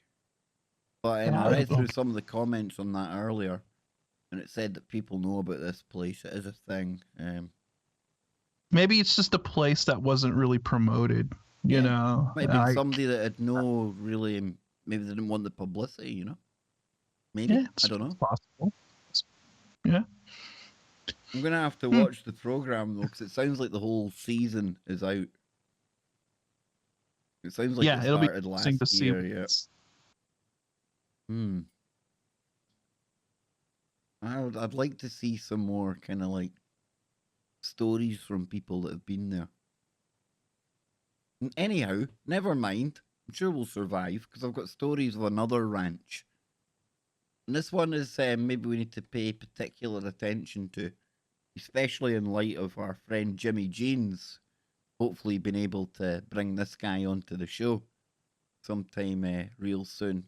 If we come over here, Matt, this is like from 2017, folks. I know this is older, it's not recent, but this is this story is quoted in like part of the foreword to the book about Stardust Ranch. So it says, man desperately trying to sell his alien-infested ranch. And I think this will be the one you've heard of, Scott, I would imagine. But it gets really weird really early here, right? Because an Arizona man has put his ranch up for sale because he says he's been harassed for years by aliens who even tried to abduct his wife, reports said. Yeah, this is the place. John Edmonds, owner of the Stardust Ranch in Rainbow Valley, about an hour west of Phoenix, is a popular figure in the alien believers community and has publicized his purported encounters with extraterrestrials on Facebook, claiming it's the reason he wants to sell his ranch. Quote, they actually levitated my wife out of the bed in the master chamber and carried her into the parking lot and tried to draw her up into a craft, he said, according to the outlet. This is why I want to move.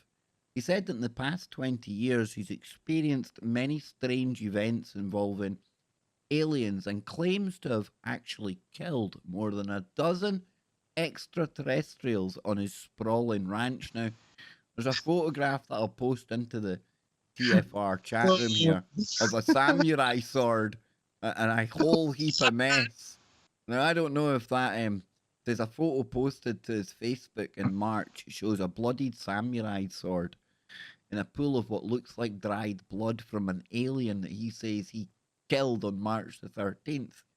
In another photo, he shows a picture of a wound on his calf and wrote that it came from an alien. If he did take the life of one, I'm not saying he didn't, but where's the picture of that? I don't want to see the sword. I want to see that. I don't. Where's the body? I know it's a bit grim, but show us the body, man. You know? Habeas corpus, you know? Bring us the body. The property has been featured on Ghost Adventures, and on the Travel channel.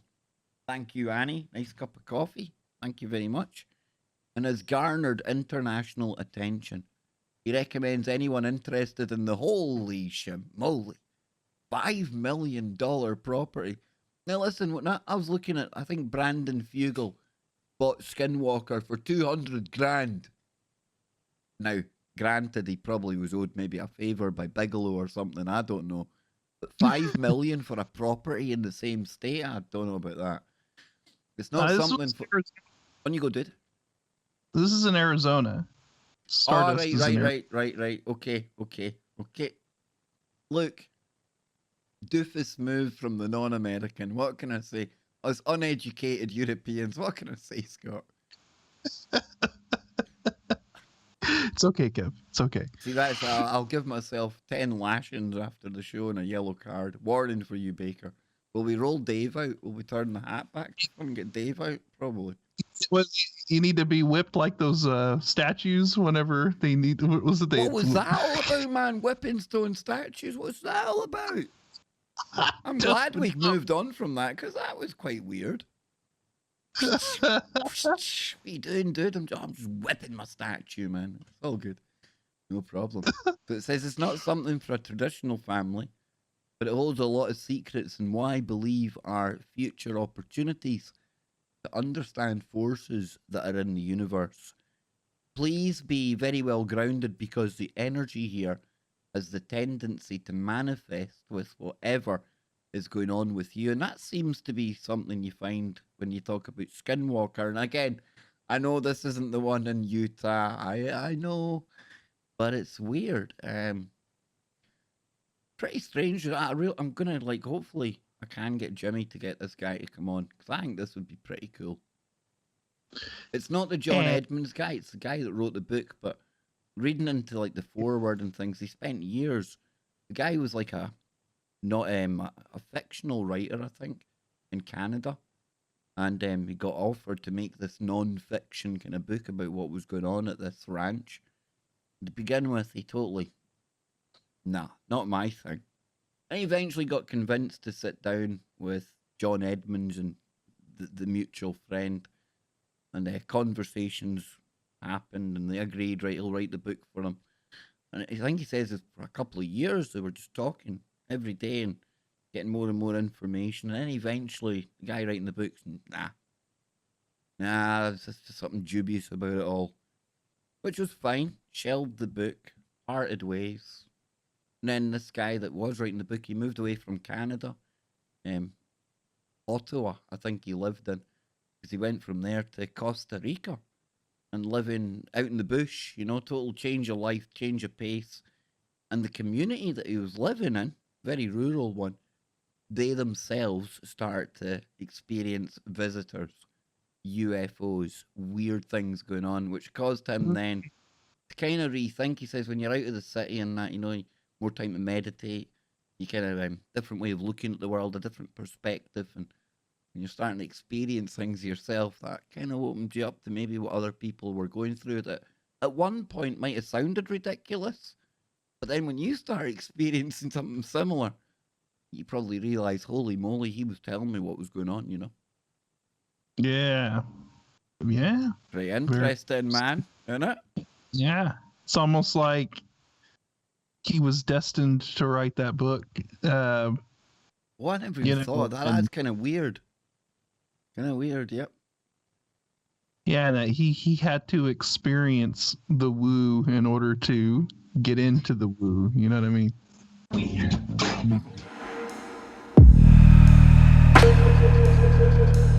Good morning, good afternoon, good evening. I think did I forget where we are? We're back, Scott. We're back.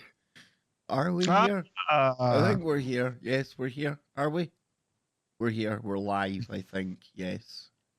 I was about to break into starting the Kev Baker show there because we came back a little bit late. I got caught.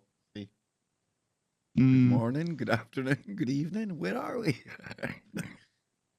It's Freaky Friday. So, Scott, during the break, man, you mentioned the name of a cryptid thing that rung a bell with me. and then you reminded me you've actually covered it on the show. What's going on Bray Road?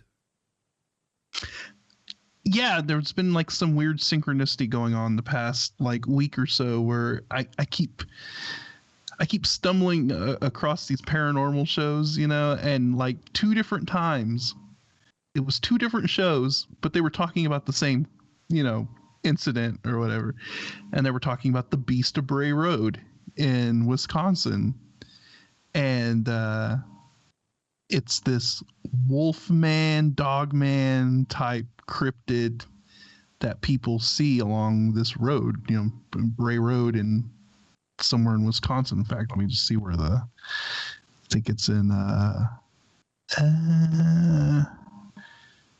it's in Elkhorn, in the community of Elkhorn. So Elkhorn, Wisconsin. And I'll just read a little bit right here. It says, the Beast of Bray Road, also known as the Bray Road Beast and the Wisconsin Werewolf, is a purported humanoid wolf-like creature allegedly witnessed in or near the rural community of Elkhorn, Walworth County, Wisconsin. It has since become a part of Wisconsin folklore and has been the subject of multiple books, documentaries, and a 2005 horror film. Named for the farm road in which it was first allegedly sighted, Bray Road reports of the creature in the 1980s and 90s prompted a local newspaper, the Walworth County Week, to assign reporter Linda Godfrey to cover the story. Godfrey was initially skeptical, but later became convinced of the sincerity of the witnesses. Her series of articles later became a book titled The Beast of Bray Road, Tailing Wisconsin's Werewolf. It says reports of a similar creature in the neighboring state of Michigan also tell of an alleged wolf-like humanoid, the Michigan Dog Man.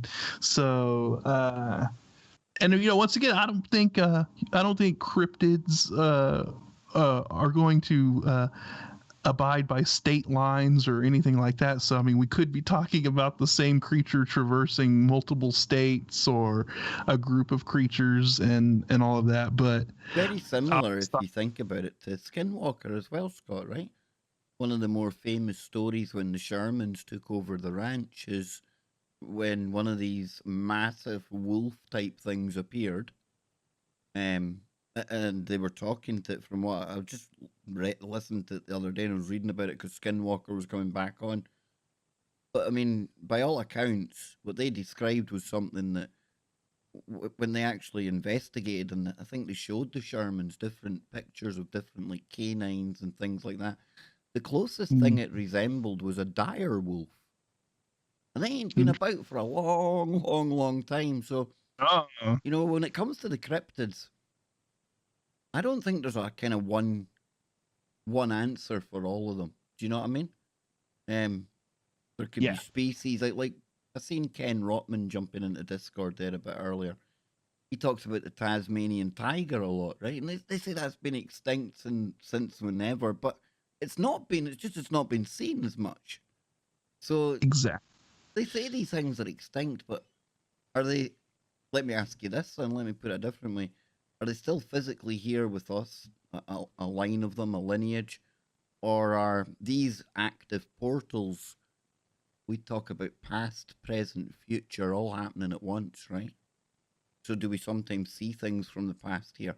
And even more interestingly, does that mean that the theories about potentially some UFOs being us in the future, we're seeing them because these portals let you see almost through the timelines?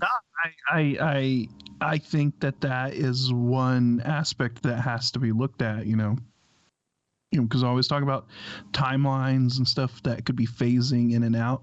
And, you know, at the quantum level, time is non-existent. Everything exists at once, right? So you could have something from the past phasing in for a little bit and then phasing back out. Or like you said, something from the future phasing in and phasing back out. You know, maybe are we getting a glimpse of some of our future technology for a split second in the sky? and then it phases back, it shifts back out, and we don't, it appears like it shoots off or it disappears or whatever. Because you always see in these UFO sightings, right? These UFOs just seem to fade in, like they just, it's not like they come from any direction. They just kind of show up, and then they'll sit there and do their thing for a little bit, and then it just seems like they phase out. They just twinkle out, or I'm going to send you a fascinating website I want you to get into when you get a chance, right? I don't know who's written it all up. I don't know who's done it all. I'm going to do a dive on it on a show or a stream one day. But it's called UAP Theory. And the way you're talking about the phasing in and out there, Scott, right? Look, I don't know who's put this together, but it's really well thought out, scientific, and it's an explanation, a scientific kind of look at perhaps the way that the propulsion systems on these things work and how that could contribute to the almost phasing in and out, the way that they don't conform to our laws of physics either. It gets into something called geodesics or geodesics. It's very, very interesting, and what's even better is they've actually enhanced some of the FLIR camera footage from the gun kind of cameras that were released a couple of years ago. And I tell you, it's been enhanced into like 4K, and when it's moving at speed, you can almost see bits of it, like almost changing shape and morphing. Then it shows you that similar effect that they can reproduce it. It's pretty interesting, dude. Pretty interesting. I digress because we were on the cryptids, but just when you mentioned that phasing in, it was like the same language I was reading on that website, Very interesting. Yeah, I mean, so I think that is like one aspect to the cryptids. Then we're also talking about like interdimensional creatures, right? Yep. Maybe that's just how they operate. Talking of interdimensional creepers and lurkers and cryptids, how about the Canadian Skinwalker, man? Ah, nice. Yeah, I'm liking it. I haven't read this one, came out today. It says Skinwalkers in Canada. So shape-shifting creatures are perhaps the most frightening monsters for the obvious reasons that there's no guarantee they'll look like the police drawing made of your description of the terrifying thing you saw walking on the road or running away from a dead animal. Skinwalkers are often referred to as the scariest of shapeshifters, especially by Native Americans. The legend began with the Navajos. However, like the chupacabra of Puerto Rico, any mysterious creature seen these days that doesn't look like a Bigfoot is called a skinwalker, just to make the story creepier. That may be the case of two security guards in Canada who saw something strange run in front of their car lights while making their rounds. Unfortunately for you, they recorded it so you can decide for yourself if the skinwalker has gone Canadian. Now, I'll drop the link for people over in the chat right now at TFR. Yeah, and then we can watch it and then maybe describe. Yeah, we can describe it for people. So it says, when we work night security, 8 p.m. to 8 a.m. Oh, I remember it well. I don't miss the shifts, but I miss my mates, I tell you that much. And we see something coming at us at midnight. And I do miss the obviously the wages as well. That's a bit of a gap. But we see something coming at us at midnight. So we'll pull up the video here. I've dropped it in the chat over there. TikTok. I've never been into this whole TikTok thing, I must admit. Let's see. So we see something coming at us at midnight. How is it? Raylan!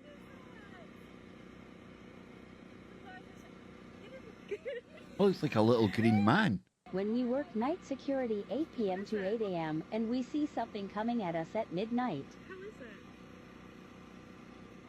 Raylan!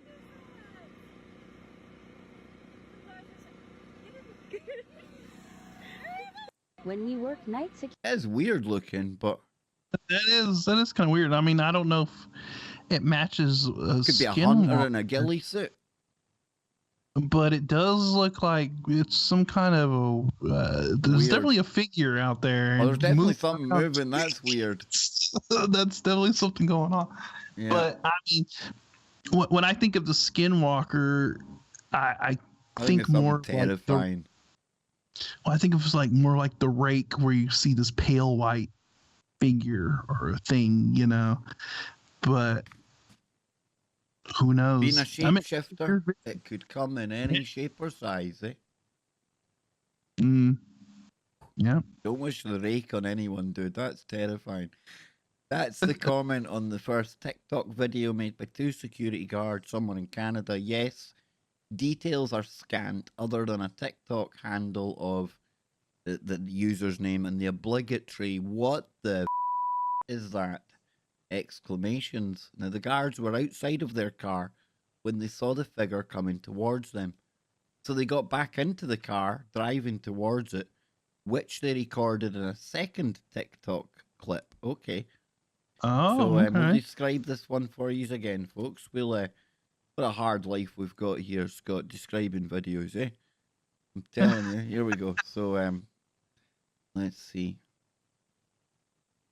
We went to a back road by the same gate, seen something, and tried to back into a field we seen behind us.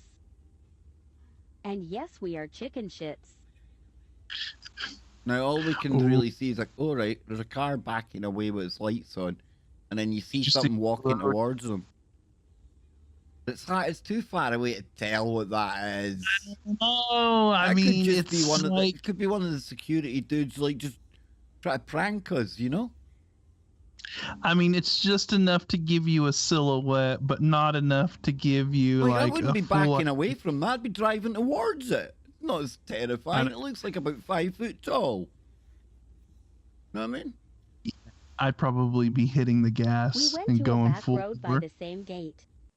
Look, I love my Canadians. I absolutely adore Canadians, but I'm not buying that one, I must admit. But it goes on to say that one contains nothing of note other than their comment, "Yes, we are chicken." The only media site to pick up on the video was the Daily Star. I'm glad they put that in brackets. Not a good sign.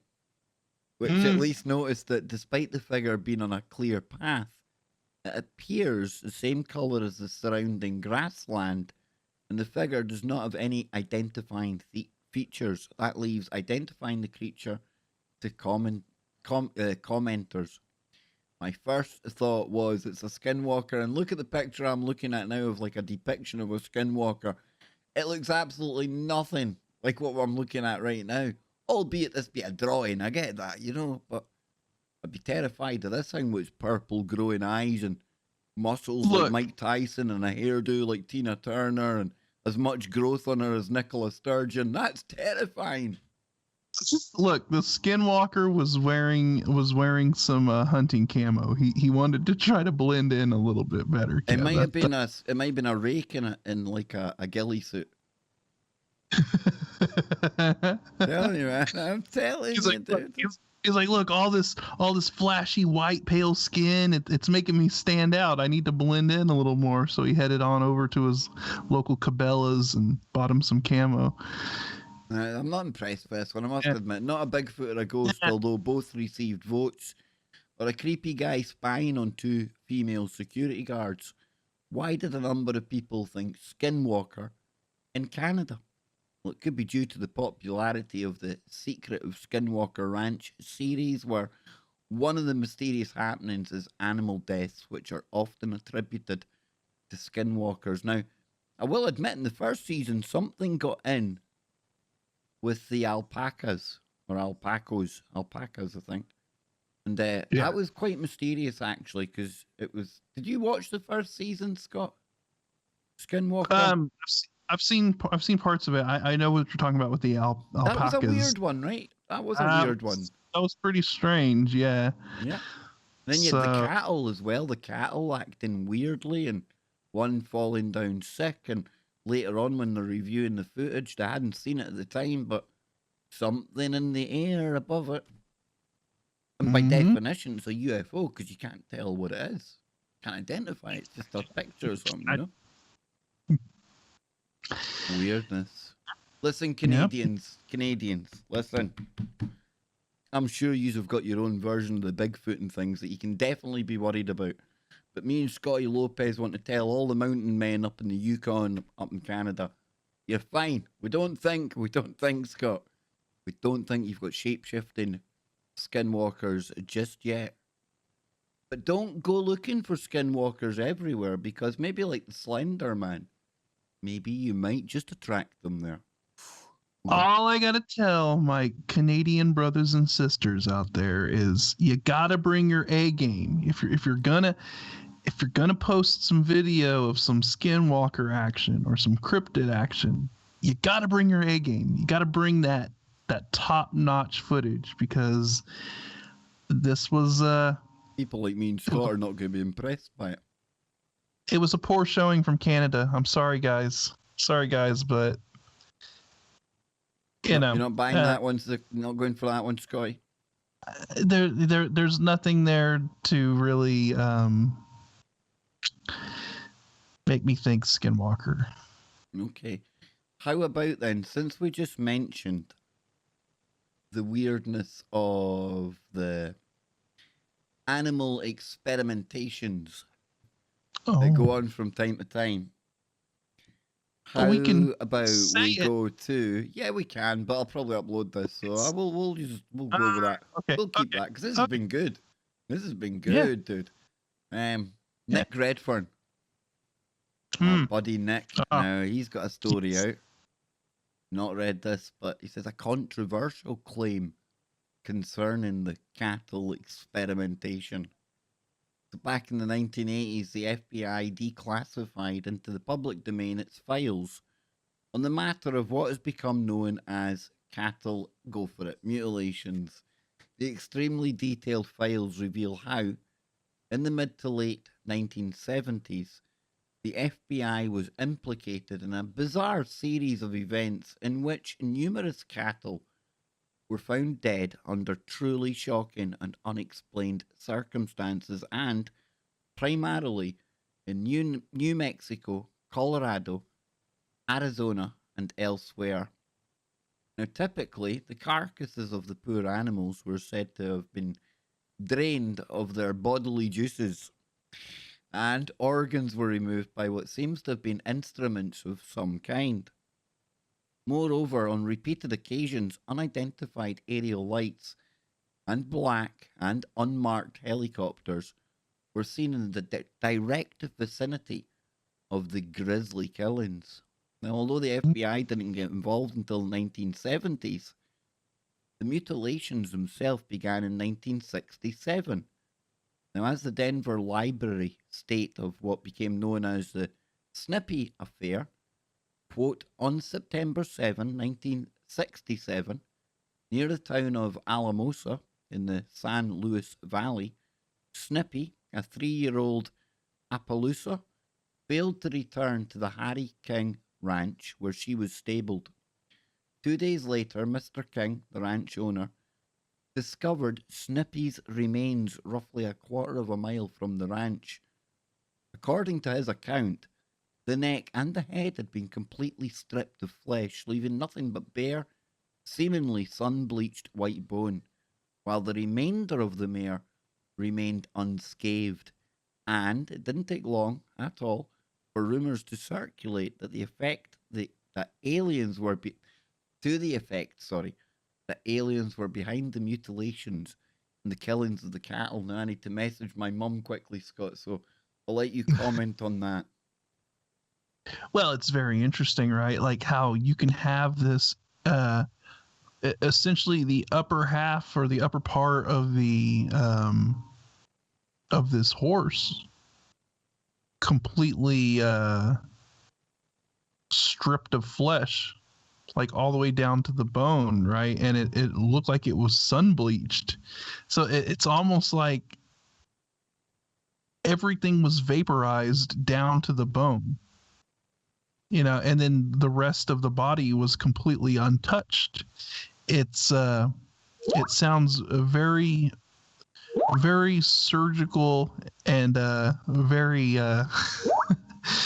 Now, all that Very, noises you can hear, people, is me sending Scott the story. Because I'm literally sitting here crossing my legs. I'm at that point of where I can't wait till the next break, dude. Give me that's 30 fine. seconds, Scott, I and will. I'll come back, right? No, and I'll continue reading the story as No well. problem, So brother. No just problem. go do what you need to do, man. We don't need that happening on Freaky Friday. That would be messy, man. No. All right, so we'll continue here with the story while Kev goes and uses the restroom there. So rumors began to circulate that aliens may have been involved with this.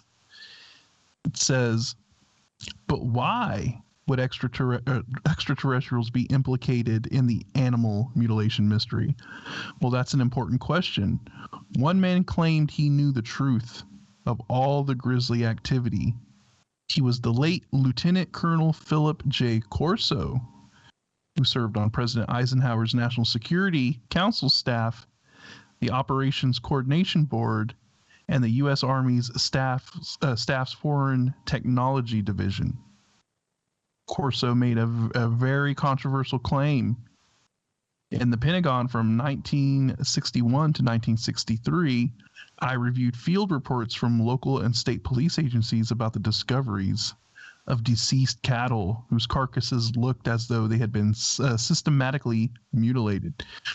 Local police reported that when veterinarians were called to the scene to examine the dead cattle left in the fields, they often found evidence not just that the animal's blood had been drained, but that the entire organs were removed with such surgical skill that it couldn't have been the work of predators or vandals removing the organs for some depraved ritual.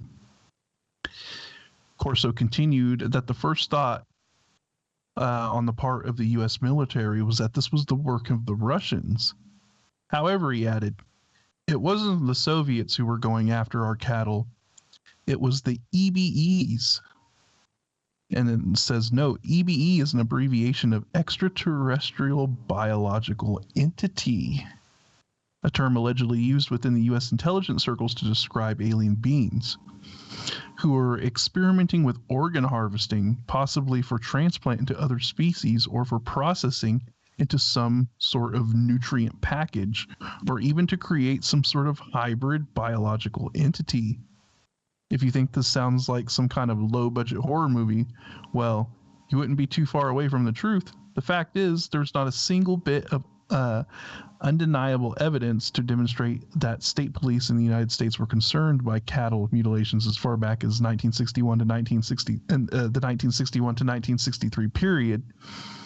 It was in the late 80s when I made my first Freedom of Information Act request to the FBI for their extensive mutilation files. Yes, the files show that something very strange was going on. No one disputes that. But none of those files referenced events in the 1961 to 1963 period. There's something else, too. When I read Corso's book, The Day After Roswell, I fired off a Freedom of Information Act requests to numerous state police agencies. Some sent me copies of some of the material the FBI had already on record, but that was it. And no one knew anything about Corso's nightmarish claims, apart from, it seems, Corso himself. The fact is, Corso's cattle mutilation story, told in his 1997 book, has nothing at all to support it. Zero. His story of, collecting organs, possibly for transplant into other species or for processing into some sort of nutrient package or even create some sort of hybrid biological entity, is garbage mixed with bad sci-fi. Nothing like this has ever surfaced in any kind of official government, FBI, or police file, apart from the ones that Corso claimed to have seen. Now, some might say that the government hid the files after Corso read them, or they were destroyed. Not impossible, but if that's the case, then why not destroy all the FBI files too? Don't forget, the FBI did a great job of sharing all their cattle experimentation files with the public. They're all available at the FBI's website, The Vault.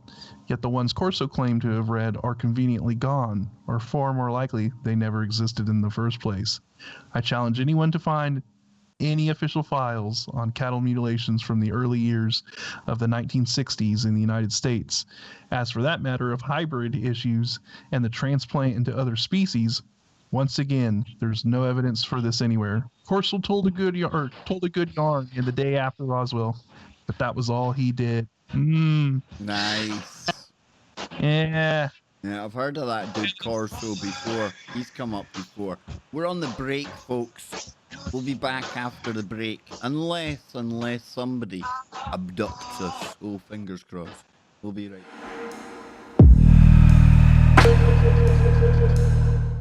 Welcome back, ladies and gentlemen. Final segment of today's show, right here on TFRlive.com. Let me remind everyone coming up after the break, don't go anywhere, because Brent Thomas and Don Longbeard have got you covered. They're going to gently take you through the paranormal portal to the land where woo is everywhere. Yes, indeed. And talking of woo, how about we do some Rougarou? Have you ever heard of the Rougarou, Scott? The Rougarou? No, but it... Dude, we're talking like down the deep south, right? Louisiana, swampland. This Rougarou thing, you talk about synchronicity. I keep coming across programs where this damn Rougarou turns up, right? So I noted it down for today.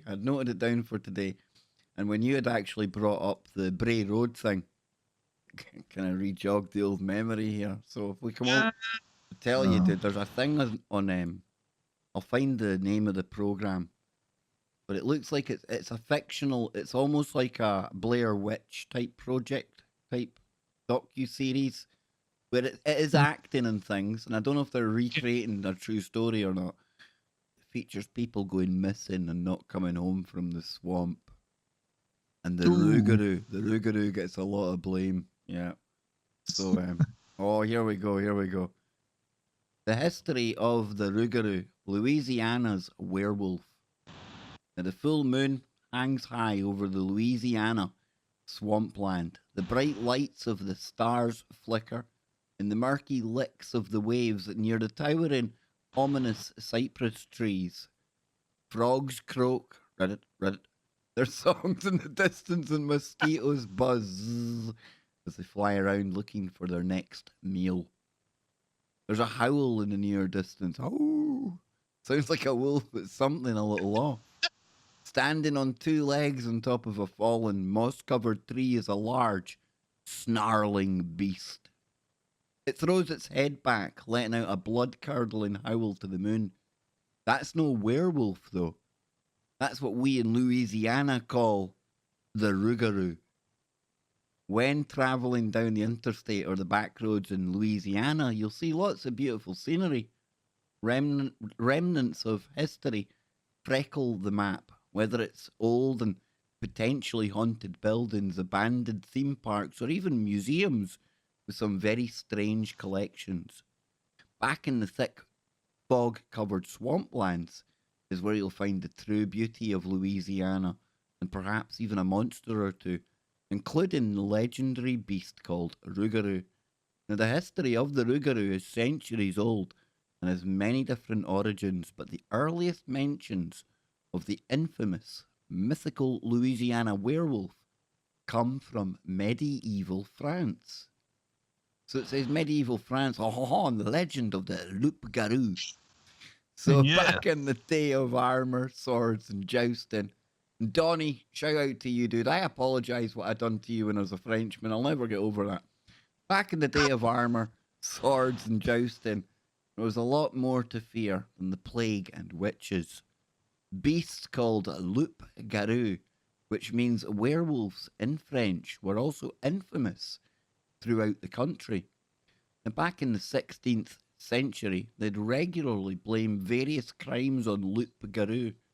Apparently, that was a thing they did back then. And did your house get ransacked during the night? Loup-Garou? Did a child disappear from the village without a trace? Oh, you knew it. Definitely Loup-Garou. Personally, I'd never heard about something terrible and say, yep, that's definitely the work of a werewolf. Case closed. This was one interesting problem that they had to deal with centuries ago, making the morning commute not seem quite so bad, right? So the villagers would capture people that they believed to be a loup-garou and hold a public trial. Usually they'd find somebody in the woods and somebody in the village who was just acting strange. And this is weird, Scott, because this is one of the things that came across in this like docu thing I was watching, and it cut away to Dr. Jeff Meldrum, and he's like a leading expert on all things cryptid, and I was lucky enough to share some airtime with him on the Union of the Unwanted podcast. He was on this, and he was talking about how, you know, like strangers might just wander into one of these Louisiana kind of towns, you know, and if they're a stranger, there's people looking at them weirdly because they fear it might be a shape-shifting loup-garou, or a rougarou as they call it. So it's like, it's crazy when it just mentioned there about people that they didn't know been put on trial. That's what sprung to mind. I'm thinking, Jeff Meldrum says that's this kind of thing. I mean, and you have to realize how ingrained French culture is in Louisiana. Absolutely, dude. People do not realize. You go down to Louisiana, you're like going down to a different country almost. And my grandparents used to live in Louisiana, so I've been down there. I've been to Lake Charles and all of that stuff. So it's a whole different world down there, man. And then you have the melding of so many different cultures, right? You have French mixing with Caribbean, you know, and you know, that's so then you get the voodoo stuff and all that down there, and it's just it's wild. But no, I mean, you got the Creole language that's spoken down there, which is essentially it's a mixture of French and Haitian, I believe, is what Creole is. Well, and how about we cut to deputies talking about the legend of the Rougarou, like law enforcement? Yeah. Yeah, sound good. I Let's have a look at this. Let's pull this up then.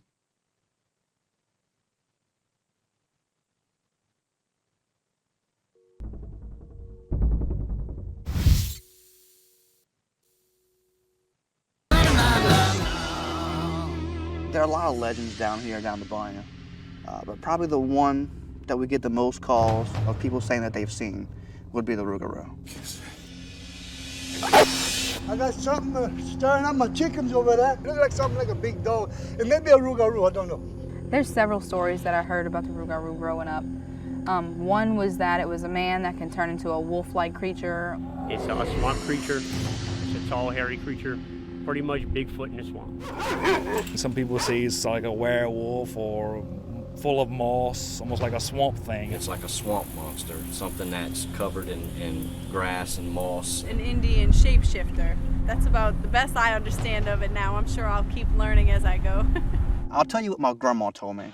My grandma told me that it was a werewolf, and you know, if there's a Rougarou out there, I'm gonna have to believe my grandma's right. A couple weeks ago, somebody asked me, did I know what the Rougarou is? This is my first time ever hearing of the word. I don't even know. That's where he came, right there. This ain't making any sense, my man, because the trail just ends. You know, you hear them old stories about the old Rougarou and all that. I don't know if that was it.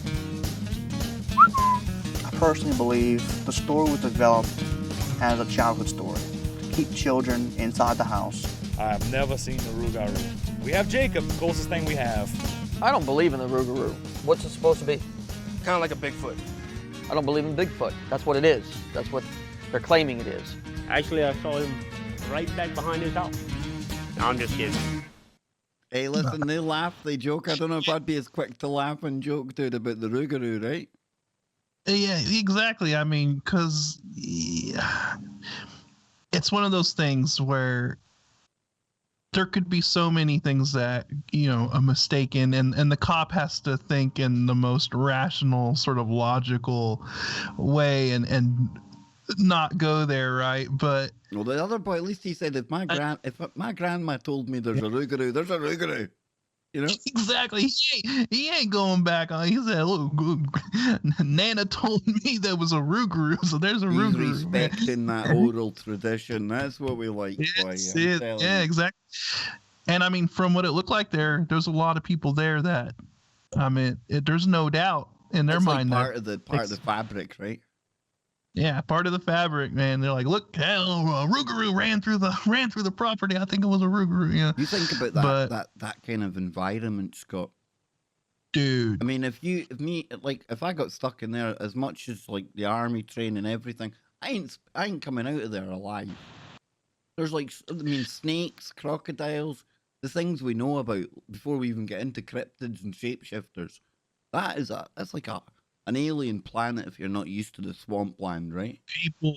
People do not realize how huge the swamp land of Louisiana covers. I mean, it's like hundreds of miles. You know, it's crazy. The entire coast of Louisiana is like nothing but swamp, and then it goes 15, 20 miles inland or even farther. You know, crazy, dude.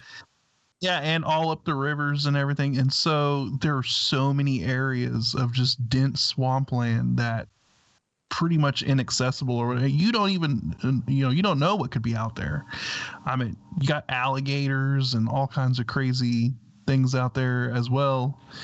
I mean, you just don't know. I mean, so I definitely and I'm open to the fact of something out in the swamps of Louisiana, no doubt. Listen, I'm not discounting as well that maybe the stories may have been exaggerated for that very reason, maybe to make children, make sure they came home.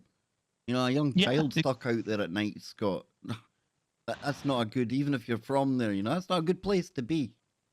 But why, but even then, why would you have to make up a thing about the Rougarou when there's already enough naturally dangerous things out there? I mean, you could just tell the kid. Dude. Good point. Yeah, tell the, don't be out so late because you're going to fall in the water and an alligator is going to get you, and all of this stuff. There's enough dangerous stuff out there to where I don't think you would have to embellish it that much with something like this. No, you're right, man. You're right. You're absolutely right there. Never even thought of it that way. So it says here, the court would usually ask the public if they believed the accused to be a loup-garou. And usually the public agreed. It was a kangaroo court then.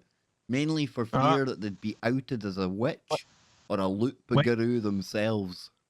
Wait, Kev, it wasn't a kangaroo court. It was a loup-garou court. There you go, dude. There you go. Boom, boom. Ching, ching. These loup-garous became a fear for many people in the country, leading to them earning their place in legend passed down to children. The French Catholics claimed that they would be turned into a loup-garou if you did not follow the rules of Lent for 7 consecutive days. There was also a story that was told to kids that if they didn't do what their parents asked, a loup-garou would come and steal them away in the middle of the night.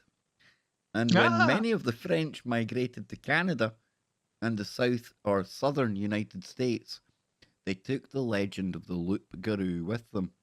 Since the migration, many of the legends began to change to match the times and the dialect. Since Cajun dialect is a mixture of French and English, and well known for changing words completely to roll off the tongue easier, the name of the beast changed from loup-garou to Rougarou, also spelled Rouxgarous, or different spelling, same thing. In the swamps near the greater New Orleans area and the Acadian, or the Acadiana. What's that, Acadiana? Acadiana? Yeah, Acadiana is where the beast has come to live. He might even be neighbours with the Honey Island swamp monster, which is another thing that we've never heard of before, I would imagine. Nice. Which is also known as Louisiana's Bigfoot of the swamp. So if we scroll down, it says, open it another tab, keep it up there. Cajun legend says that the beast hunts down Catholics who don't follow the rules of Lent, which is similar to the French story. So another telling of the story says that the Rougarou is under a 101-day curse unless the affected person can transfer the curse to another human being. Their curse usually comes from a local witch, sometimes a voodoo priestess. Now, Scott, is there a lot of the voodoo shenanigans down in the deep south? Oh, definitely. Because of the Haitian connection, is it? Yeah. That's when you start getting a lot of the Haitian, from the slave trade and stuff. The Haitians were brought up in there, and then you started getting a weird melding of the French, the Haitian, and all of that, and so you've got a lot of that voodoo culture. Voodoo. Some voodoo, baby. So we should call it the Rougarou.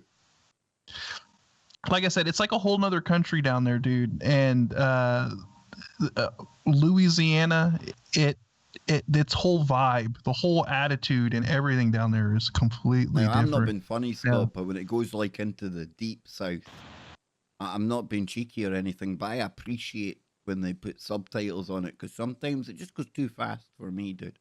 I can't understand half of what they're saying, and I'm not saying that to be cheeky or funny. It's like really hard, That's just how it is. It's like that too down in like South Texas as well, getting close to the Louisiana border. I mean, that whole area down there, kind of that southeastern Texas, Louisiana, going into Mississippi, Alabama, that whole coastline. When they're talking, you gotta, what are you saying? Yeah, it's because of that Cajun twist on it.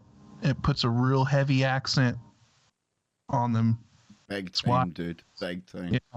So it says here that it is said that you can protect yourself against the Rougarou by laying 13 small objects by your doors. Apparently, when a person changes into a Rougarou, they forget how to count past 12, probably since they only worry about midnight and the moon at this point. The Rougarou will see the 13 objects, try to count them, and unable to count them all, this will perplex it, and it will keep recounting until the sun comes up and must flee. And it says, I'm not making this up. It underlines it. I don't know. I'm not saying you're making it up, but it doesn't mean it's not true. Despite the fact that it was originally a legend, there are still claimed sightings of the Rougarou to this day, though it has died off a bit in the past decade. There's an abundance of shows about the Rougarou if you go looking for it, folks. The beast is also a hit in pop culture here in Louisiana. There's an annual Rougarou festival in Houma every year, and the Dogon Zoo in New Orleans has a Rougarou exhibit, which includes a statue of the creature in all its swampy glory.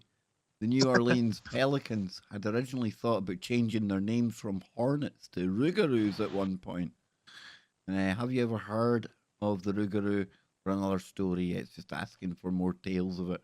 There you go, dude. There's the Rougarou, man. Like, I've probably heard the word Rougarou or whatever since it's so prominent down there, but I didn't know like the backstory of what the Rougarou was or anything like that. So that's really interesting, and I guess it would tie in with like a lot of the tales you hear about like the East Texas swamp monster and things like that. Well, here you go, and you can finish off with this. Like, since we've only got like 5 minutes or so left, take that one, man. It's the honey monster. All right, let's see. Not like the Sugar Puffs honey monster, but like the Honey Island swamp monster. Nice. Okay. So we'll get into the legend of the Honey Island swamp monster. It's dusk on the bayou. The sun sets in the western sky and illuminates the Louisiana horizon. A wondrous glow. Moss-filled cypress trees cast their gloomy shadows. The water is ominously still, and crickets chirp in the distance. Chirp, chirp, chirp. Suddenly, leaves on the ground start to crackle to the rhythm of stomping footsteps. Bushes rustle, and an awful smell permeates the air. Dun dun dun. The noise is faint, but only getting louder and louder. It's apparent at this point that something is coming towards you, and whatever it is, it knows you're here and doesn't want you to be. That sinister figure standing behind the mangled tree branches and staring at you down with haunting yellow eyes. Yeah, it's time to get out of there. Yes, indeed. It does sound like the Louisiana Bayou. Just got to add a couple thousand more of those and some frogs and. Not any blind frogs, though. Not any blind frogs, right? Oh, no blind frogs. Says before you can even process what you just saw from across the bayou, you're already in your car headed westbound down I-12.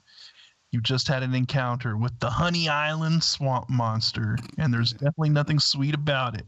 Ken Webb is not going to be impressed with us. No. A monster with the name Honey in it. Come on. I can already hear Ken's voice. What, man? Honey Island swamp monster? Come on. Come on, man. Come on, man. That's worse than that Mothman crap.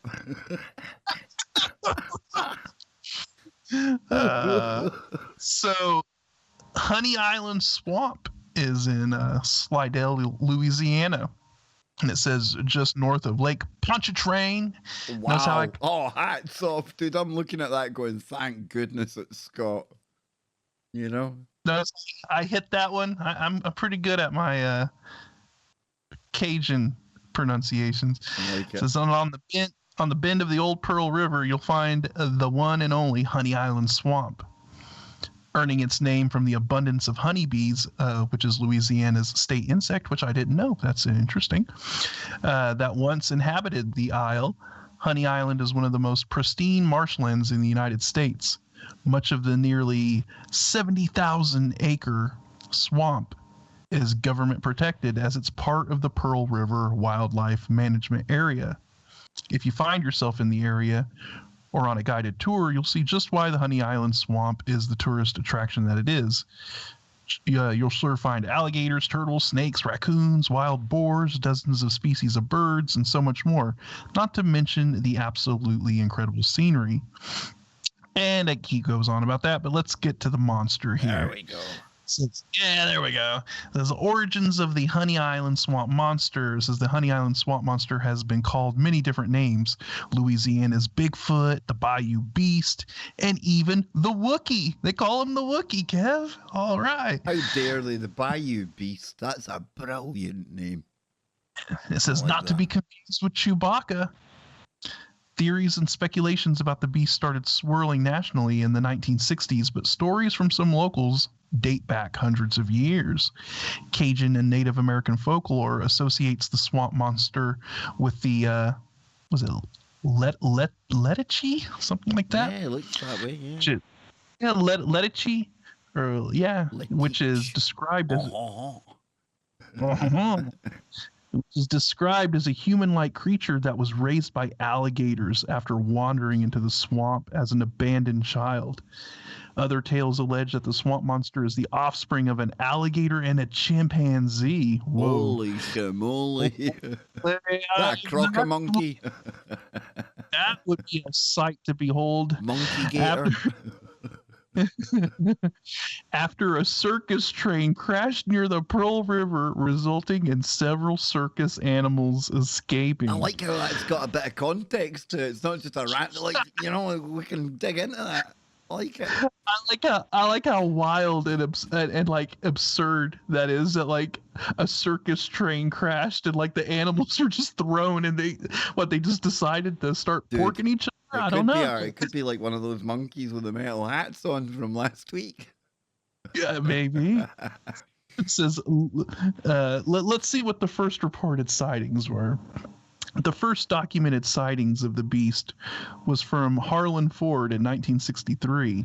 Ford, a retired air traffic controller, used to fly twin-engine planes to scout hunting grounds and potential hunting camp locations.